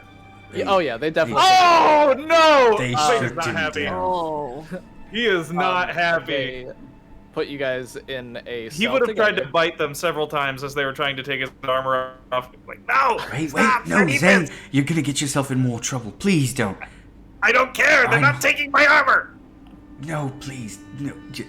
Guys, can you just Look, keep some pots we and don't pans? want- We have to do this. The captain says, "I'm sorry. Look, it's not our. This is just our job, okay?"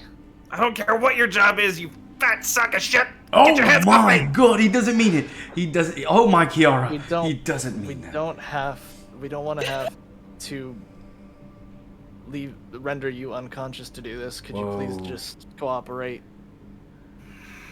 You know, Take no- your hands off me, you dirty Alright, humans. this is Stop. Oh last, no. last chance. Oh my god. Zane, can I? Okay, wait. I want to roll persuasion. Zane, please, you'll get it back. You'll get it back. All right, on Kiara, you'll get it back. Please. And I'm gonna roll to see if I even call. that's a one. Take it. That's mainly up to. How do you No. feel, Zane? No, they're gonna take it away. You'll get it I back. can't be without my armor. I'm not safe. All right, let's see. I need to remember because you are currently restrained. That's gonna give them some. No, I think they have advantage to hit, if I remember right. Yeah, they Also- they would anyway with the amount of flanking. I look at Zane. I was like, "Are you gonna fight regardless of what I say?" I mean, he really doesn't have the means to. He's already manacled. I would ask. He's Yeah. manacled. How many guards are around him right now? Just like Well, two? there was 3 for each of you because of the you guys fighting. He's At gonna the try and moment, fight there's back. 3 of you. He's Okay. gonna try to get out of the manacles and like maintain his armor. How do you 'Cause plan it's a on big getting deal. out of the manacles?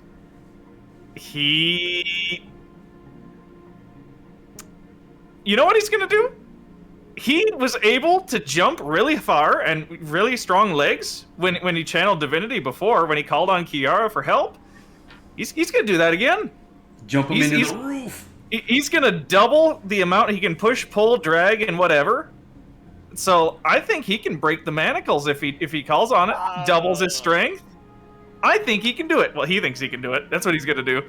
The minute he shows some Let's fight, see I'm here. gonna fight as well.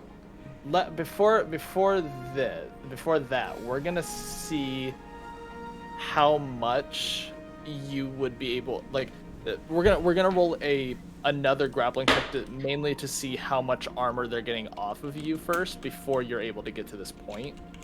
And then Oh, as soon as they start trying to go for the armor, he's gonna be at this point. So like, well, I don't know. But is that immediately going through the mind? Because there was a lot of you yelling before you actually got to that.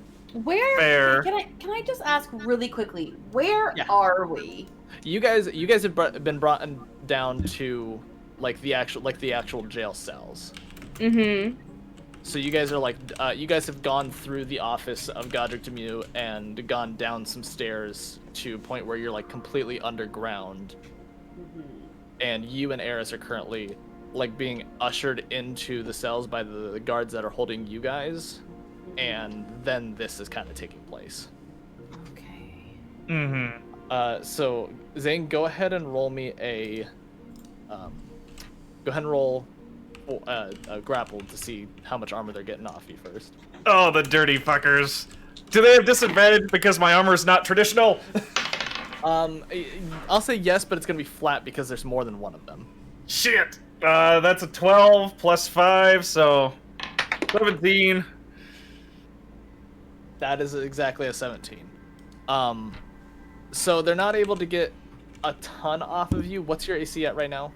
20. What have on 20. We're gonna say we're just gonna bring that down to 19 for now. Oh, the dirty bastards. Well, technically, it would already be 18 if they took my shield away. That's true. So that's gonna be down to 17 then. Fuck! Okay, so then we'll go into your peerless athlete ability. Mm-hmm.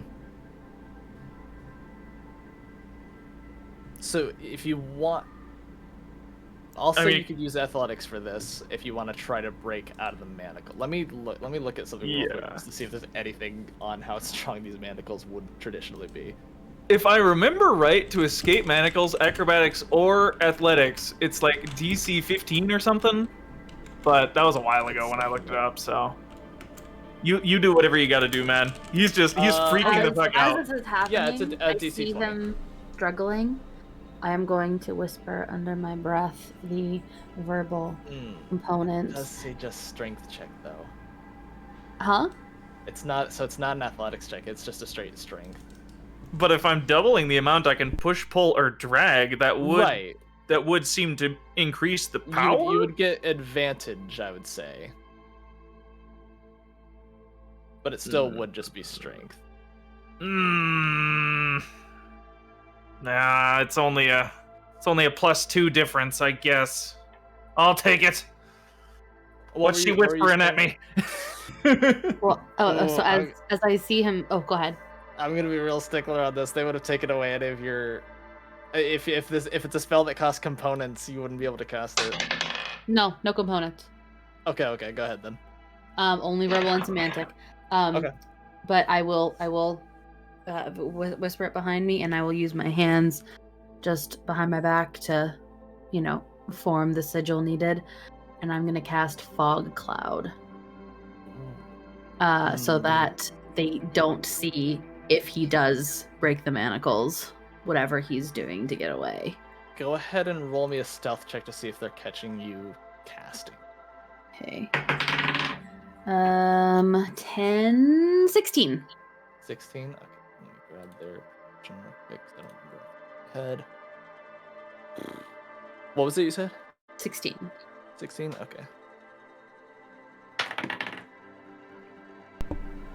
That's a 17. But if I see her doing like that thing, I'm gonna start making a fuss too to kind of distract.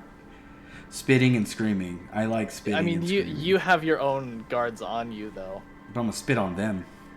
You Okay. think they don't get mad. I mean, they're getting frustrated with you. We're gonna go ahead and roll me a grapple check. Oh shit! Check. Goddamn. And actually, since this is scene, Effie, you go ahead and roll me a grapple check as well. Okay.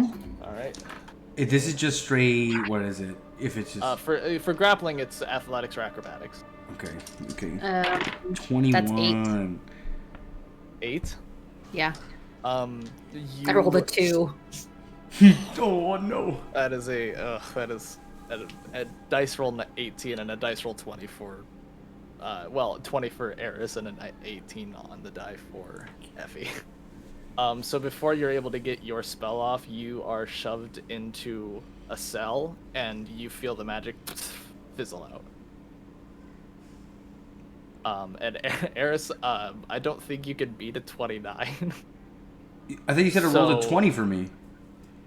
He rolled a Question. 20 on the dice. Oh. Question for one, Yeah. just one quick second. Him grappling me, that's technically an attack, isn't it? I think you take the grapple action instead of an attack action, so it would seem to be the same thing. I would say situationally. As For he's, for what purposes? for a reaction spell. Which reaction spell? I'm thinking Silvery Bard. Okay.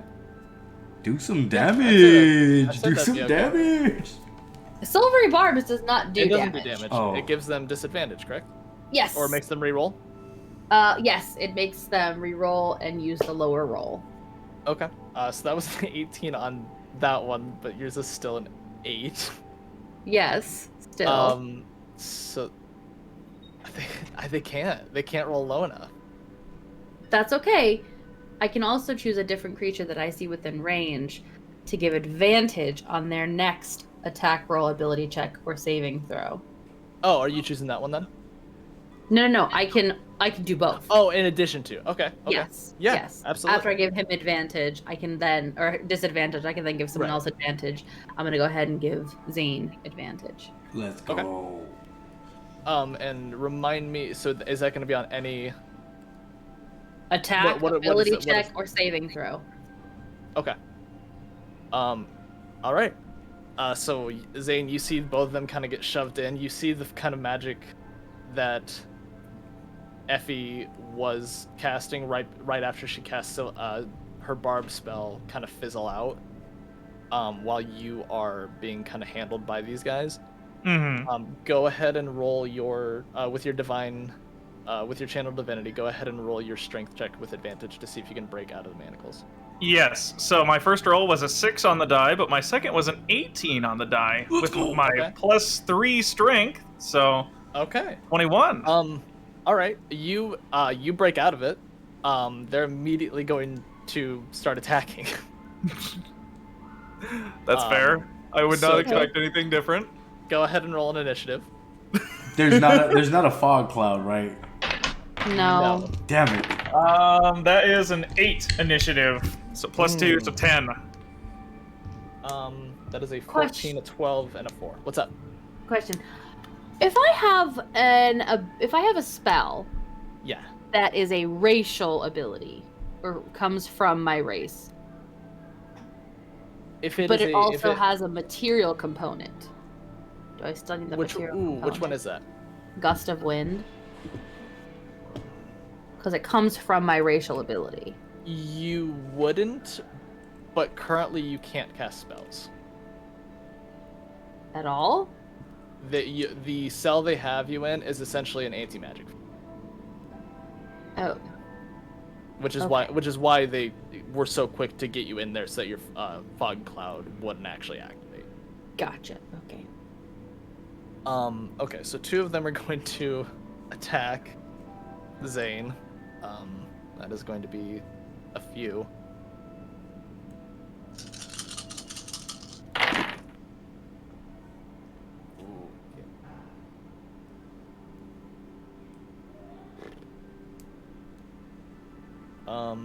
Yeah, those are all gonna hit. Yeah, AC 17 currently. Yeah, the lowest one there is a 21. 5, 15. Why were these guys not sent to like Priorities. Goblins. What other priorities could they have? I'm so. That's something you'll have to figure out for later. More than okay. Oh Jesus Christ, this is gonna be a thing. Okay. Get those. Need those. So that's 5, 10, 15. What's your total health, Zane? 50. 50. Okay, good to know.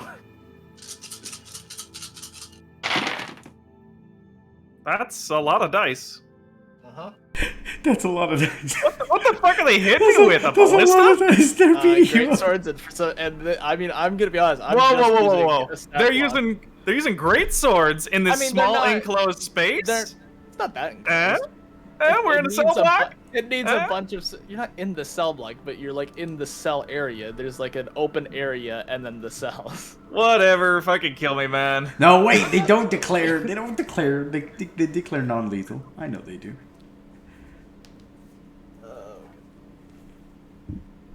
But the image of you breaking out of those manacles will forever be stamped in my head as the most amazing moment.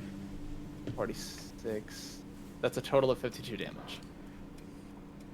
Is it non-lethal? Yes, it is. Okay, cool. Right. Well, with 52 damage, my max HP is 50. I am immediately brought down by the coordinated attack of all 3 of these guards after freaking out, frothing at the mouth a little bit. Well, I guess I'm at their mercy. The 2 of you see the guards, after rendering Zane unconscious, strip him of the armor he has and put him in the cell along with you 3, or with you 2.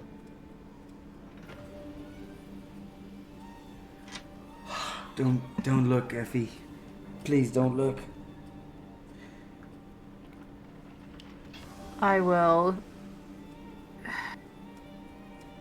make sure that Zane is in a comfortable position. Okay. Eris, what have you gotten us into? What are you talking like I did this? I didn't bring your bag with me. Your person obviously did something. I don't know how that got in my bag. I don't know how. You literally left without me. There's no... Are you saying that I did this? I'm not saying you... No, you're the one throwing around blame right now. You understand that, right? We're going to Sorry. go talk to the captain. Yeah, no worries. We No worries. will You just beat the crap out of my friend. Let you out when the bail is lifted. We tried to give him an option. We Yeah, no, you apologize didn't give him an there. option. Stop playing like you're a good person. Get the fuck out. Very well, we will see you if the 100,000 gold bail is lifted. And just kind of walks up the stairs. 100,000 gold, babe. Look, hey. If she did do this to you, because I'm not gonna rule it out, I will make sure we get out. But as of right now, all I know is maybe she could have seen that gods were coming, and we are what we are, so she's not gonna put herself in that situation. But right now, I can't wrap my head around how that got into your bag. I don't think any of us have even seen that. I don't even know what to taste. Where it's from. And they had to just beat the crap out of our friend. Is there a way we can, like, medicine him? Without any material, without Not- anything on you. More so, well, of course there's things on me. So, I'm going to be ripping cloth. There's obviously lacerations. I'm going to be tying them around, Well, stop the bleeding. There's no kind of lacerations. He's a little bruised and beaten up. With but great not swords? Really... I'm gonna I mean, go. yeah, they're not full on slashing through him. They're doing it No. with the intent to render him unconscious. I'm gonna go to the door of the cell. Hey! Hey, somebody over there!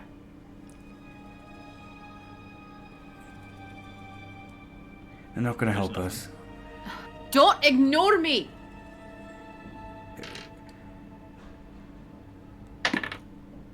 This is so frustrating. I Yeah. should have just stayed in the library.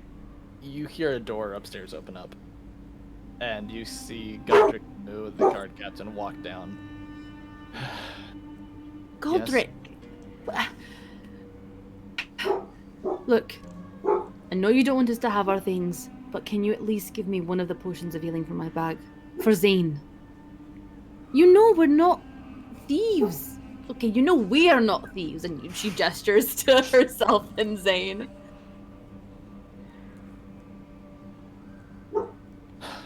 All I know is an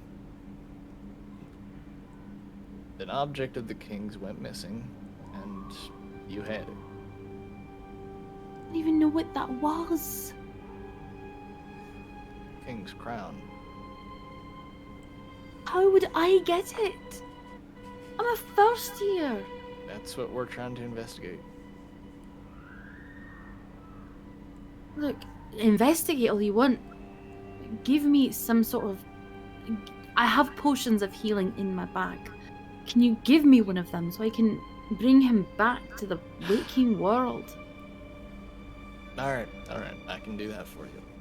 And you see him disappear for a Thank few you. minutes and come back with one of your potions, and he kind of slides it through one of the wider parts of the cell.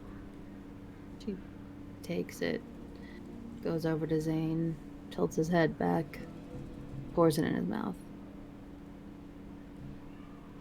I think it's, what is it, 2d4 plus 2 or something? Thing like that. Let me go Whoops. take a little look.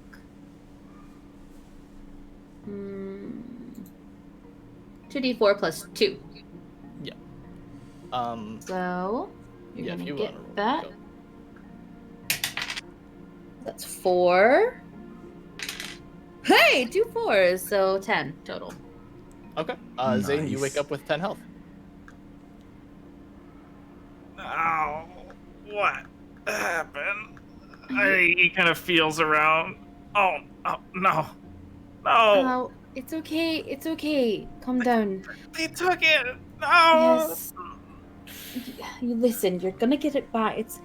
Something is going on. It's a mistake, and they're gonna find out that we didn't do anything, and everything's gonna be all right.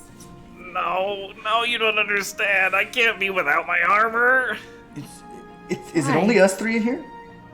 Yeah. Well, Godric had just slipped in the potion. No, I'm talking about in the cell.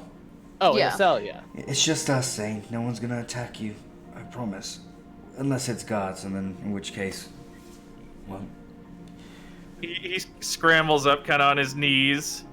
And he's breathing really heavy. And he backs himself against the back wall of the cell. No, you don't understand. I need it. Why? Why'd they have to take it? Obviously, I can't do anything to them. They beat me down so easy. I'm sorry. Do you want my vest? No, it's not the same. It's gonna be okay, Zane. I promise. You're gonna get it back. It's not that I won't get it back. The last time I didn't have any armor, they almost killed me. Who? The men who came to take over our clan, like the cave. Oh, No, I need my armor. Zane, it's okay. Calm down. Look, Should have brought more. we're here, and we're all gonna protect each other. Okay? I'm just gonna kind of get behind him and kind of cradle his head in my lap. Try and calm him down a little bit. Oh, my armor didn't even matter. They hit me like it was nothing. They took it know. all away. I walk up to Godric. Hey. You know they don't do this. Like, just let them out and they can just go back to the school. Talk to the headmaster. I'll stay here. I'm literally a thief. If you want me to admit to something, just say it. Come on. Unfortunately, the object in question wasn't yours, and at the very least, he'll have to stay for obscuring justice. And how do you know I didn't put it there? We don't. That's why it's an investigation. All we know is that it was in the possession of one of the three of you. And we have to look into it. Unfortunately, right now, the king, as angry as he is, has made up his mind. We're trying to look into it further to try to appeal. But as of now, the bail to get you out is not small. Okay, just one thing.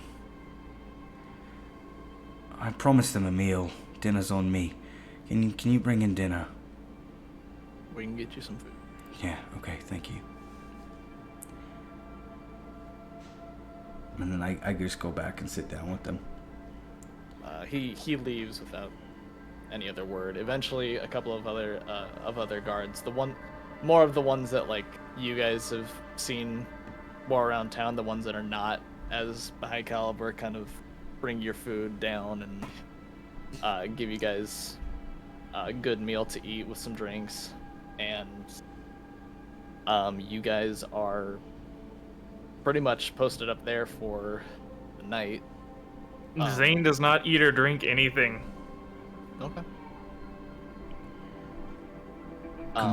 And as the morning comes, you guys are woken up pretty early by some armed guards who are kind of clanging on the metal to wake you up.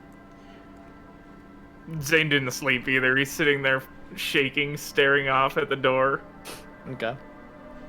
Wake up. Good morning. You will take a point of exhaustion for that. I don't care. Okay. And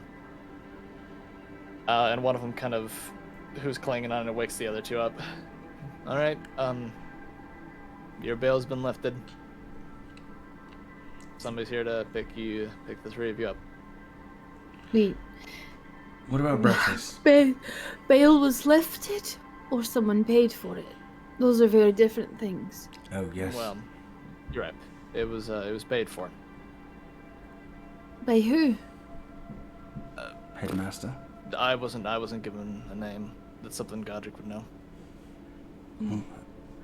Well, it was a pleasure. Do we get our stuff back? Yes, of course. And a few people are coming in to bring in all of your belongings. If you want to gather your stuff, get it on here before you leave, you absolutely can. I put a hand on Zane's shoulder. Alma. He They're flinches trying. back at your touch. Sorry. We'll leave you to that. The door is open upstairs, and they kind of, after dropping your stuff off, leave. We can get your armor now, friend. Yeah. That'd be good. I'll bring it here. And I start just going and grabbing it and just bringing it to him right in front of him and setting it down. Yeah, same. Okay. He starts trying to put it on, but he's not as good as he normally would. It's poorly cobbled on, but even by his standards.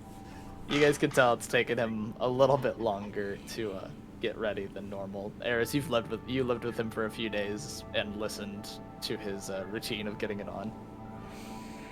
Hard to thread the wire through when your hands are shaking. Mm-hmm. Let me help you. And if he allows me, are you okay with that? Yes, please. Let's get it on. And I start helping him thread it and put it together. Don't worry, we're gonna get you protected.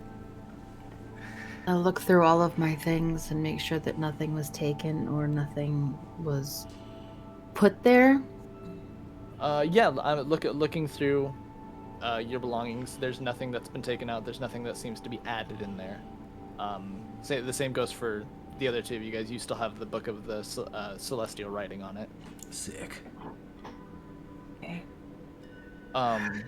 So yeah, after, with the added effort of the three of you helping Zane, you're able to get it on a little bit quicker, but it's a little, difficult with two of you trying to wrap around him, trying to get certain fastenings on. Right. And as you kind of walk up the stairs to the captain's kind of front office area, he kind of gives you a kind of hesitant nod for a moment before saying anything. Your bailout's outside. I say nothing to him, and he keep walking.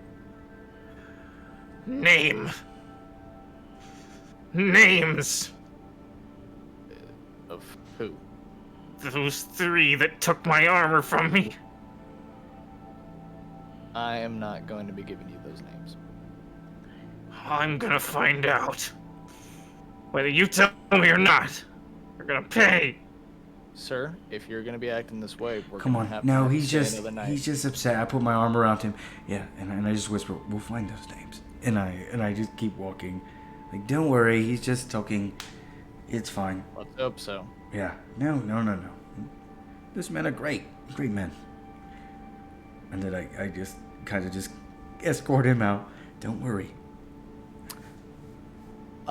As you walk out, you see a familiar figure, and the two of you see a new figure as you walk out to Mirage, kind of looking up in the sky, kind of crossing her arms a little bit. Oh, hey kid. Did you place it in her bag? No, I did not. Okay. But I did need to... I was paid to get you. So if you could come along, please. Okay. Paid by who? That's something for them to tell you. Let's go. Who the fuck is this, Eris? This is Mirage. She bailed us out. Don't know why. Fine. Yeah, she said she didn't place the crown. But whoever she's taking us to probably knows who did, right? That's true. Okay then. Let's go. All the information that you're wanting today will be answered by them. Gonna tell you right now, I met you in the spot you told me to. My friend got beat half to death. And we were jailed. So I'm sorry if I'm gonna say we need a little bit more on our safety. Especially theirs. I can tell you that the people who hired me are not going to hurt you. Really? Yeah, And how do we know that? because you know me. I did know you. Kid, you know I do this to whoever pays most. I don't have a loyalty like you do. I've done a lot of jobs for your father. I love your father. He's a great man. I love you, kid. It's been a long time since I've seen you, but I got paid to come get you, and that's kind of what I need to do. But you know, I'm not gonna hurt you. I'm not gonna let you go. All right. Okay. Come on. And she kind of begins to lead you guys south towards the Grove district of the city. And after a few minutes of some kind of just awkward, silent walking, you find yourselves in front of a tavern called the Misty Step. Oh. Well, you're ready. All right. In here. And as you walk in, there's a lot of people around having drinks, partying, you know, the usual kind of tavern scene that you guys would all be used to. And then walking up to you with this long black hair, pointed elven ear, bright green eyes, very fancy jewelry, and like a dark purple dress with a black tunic underneath, walks up to the three of you and Mirage. Hello, everyone. It is good to meet you. I am Leora Vana. Leora Vana. I am sure you have questions. Yes, we do. Hold the fucking What's wrong? fuck face. Oh my god. Okay, wait. What's you good? You okay? Yeah, fine. Okay. I don't know who the fuck the person is. That's fine. There have been some people who have paid for our services to help get you in this area, and that will be explained more in depth by our employer. If you could follow me to the back room, be appreciated. All right. Sounds Are good. you okay, Zane? No, not okay. It's fine. I'll be better. We can get you a drink if you need. I mean, is No. there a better time that we can, can we meet tomorrow when we've had time to digest what has just happened? Unfortunately, our employer has stated they are on a bit of a time. Fine, it's okay. I'll go. Would you like a drink at all? No. Let's just appreciate him. Thank you for coming. Let's head in. He'll tell us what he needs. You guys are led to a back room, a kind of large opening, large open area with a couple people. You see, there is a woman who has this kind of wavy, curly, bright red hair with green eyes, and is wearing leather armor and has pointed elven ears, with kind of just riddled face with freckles. And then there is a halfling man who's kind of got a scar going down the left of his eye, across his mouth, and down his chin to the right, with some bright yellow eyes and parted brown hair that kind of goes down a little bit past his ears. He has a couple of earrings, some green leather armor with some brown accents, and like a floral tattoo coming up from his left shoulder all the way up to his left ear, and kind of almost touching the edge of his mouth. And sitting down on in between them is a very well-dressed tiefling woman who's got this kind of yellowish, fiery skin with bright yellow eyes, a tattoo kind of coming down on either side of the eyes that kind of connect up at the forehead. With Oh her my. horns are almost like her horns are pulled back, almost as if she kind of brushed them back, and kind of has some some purplish gloves that go up past her elbow, and a string of black pearls around her neck. And Effie, you more accurately recognize her as Satine Barlow. Fuck. And I she see her. I'm gonna immediately like take a step behind Eris or Zane or both of them if I can, and like put my head down, try to hide myself with my hair. So you wanted us here, right? Now you's hiding, love. Good to see you. Yes, to answer your question. How can we help you? As a matter of fact, it can. I am looking for a few people to get me an artifact. I'm gonna need you to help. Okay, an artifact. Actually, we are really busy, Satine. I don't think this is, don't think it's a good idea. Lovey, if you're that busy, I don't think you want to go back to prison. Do you? I knew it was you. I don't know how. I don't know why. Why are you hurting us? Did you plant the crown? Yeah. That'd be Scunley here. And he kind of nods his head a little bit. To answer your question, love, I needed you to be indebted to me so that I can make sure I get what I need. Eris just looks at Effie and just is like, his mind goes from, and she had the nerve to straight up just blame me to my face. And it's something you all are gonna be indebted to. After all, if things don't go our way, Effie, you know how things go. We'll take down that pretty little ship real quick. Eris, your father's operations here will be done, and Zane, I believe it is. Well, Yeah. I'd say you have enough incentive there, but Hey, look, this is what I do. You give me the contract, I'll sign.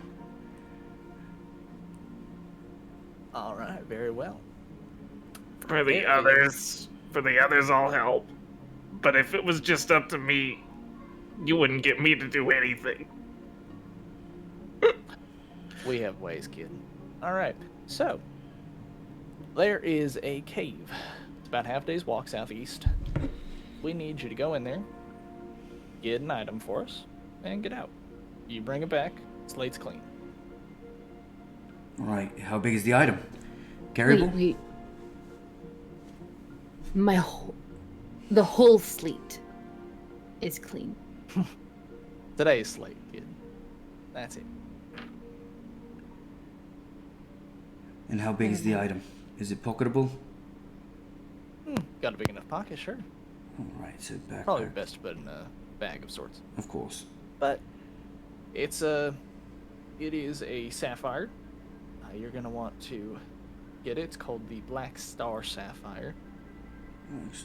You go in, you grab the sapphire, you leave, you bring it back here. Our business is done. If it was easy as that, you wouldn't be sending us, so can you give us some idea of what kind of threats we'll be facing? Well, it's in the hands of a fae, so that'll be something you'll have to figure out on your own. Faye. Okay. Why? Why get us arrested? Why have them take my armor? 100,000 gold for just getting us there. You could have just given us half of that, a quarter. We would have done it. You didn't need to hurt us. Some people are gonna have their reservations on it, and we need all three of you on. Yeah, these people are not thieves. And I look at her. You're a bit worse than thieves. Oh, you haven't seen worse, honey. Yep, and I don't want to. No, you don't.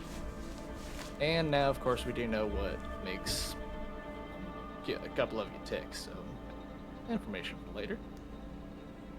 Lovely, lovely. Alright, are we done here? Absolutely, as soon as you go get our item and come back. And if it's not done within the next 2 days, well, threats ensue in that. It'll be done. Don't. It'll be done. Oh, don't worry, sweetheart. I know how good you are doing jobs. I go up to Mirage and I just, I put out my hand. Hey, I'm thankful for trust among thieves. I appreciate you for being straight up. I'm sorry. It's where the money goes, you know? That's fine. No, I mean, you were straight up. Some others kept things to themselves. And they blame others. And I just walk out.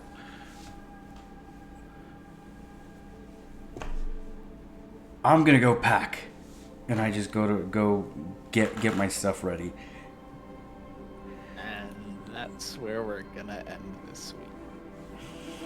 Let's go. Let's go. That was exciting. You dirty motherfucker. At a certain point, I was like, we just need to go with this. This is what's going on. Yes. I was happy.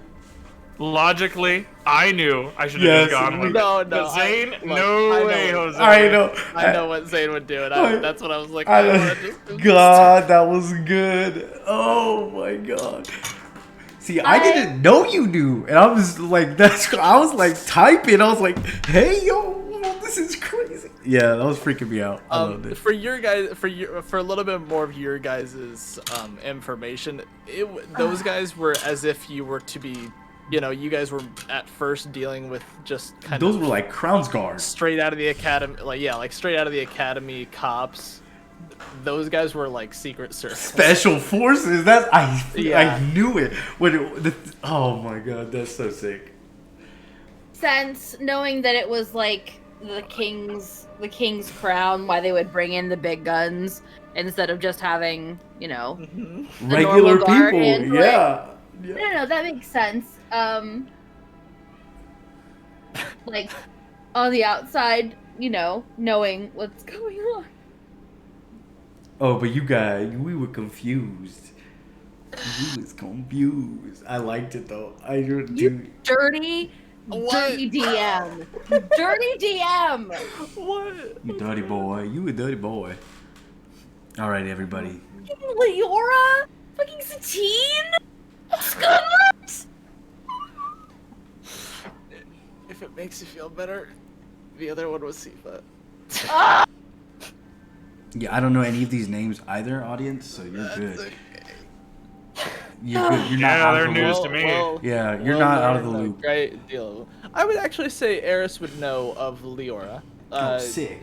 It's another thieves guild within. She runs another thieves guild within the city. You've never really had to cross paths with her. With but her, yeah. For the most part, you've never seen her do anything incredibly immoral. Yeah. But this is pretty nasty. This is pretty nasty for I mean- me. I assume That's fair. That's fair. That's why I'm saying that she's even worse than a thief, because to me, thieves, we don't, amongst each other, we don't need to do that. No. This is that top dog kind of person. No.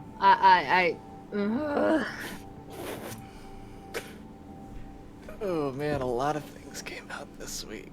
100%. We know Effie is a hypocrite. That's what we know. He's not a A hypocrite. hypocrite. Welcome to the Monopoly episode where everybody's trust is broken. Yep, and, destroyed. Points. Oh my god. Yes. Alrighty, everybody. Thank you for joining us. Once again, we have our episodes, our VOD up as soon as we can after the stream. Podcast for this episode will be available next Sunday, and we will have it up on YouTube as well, following the VOD being up on Twitch. Boom. Welcome. Come watch me tear apart the party, one trust exercise at a time, next week. Let's see if we survive. Alright, ending it. Bye.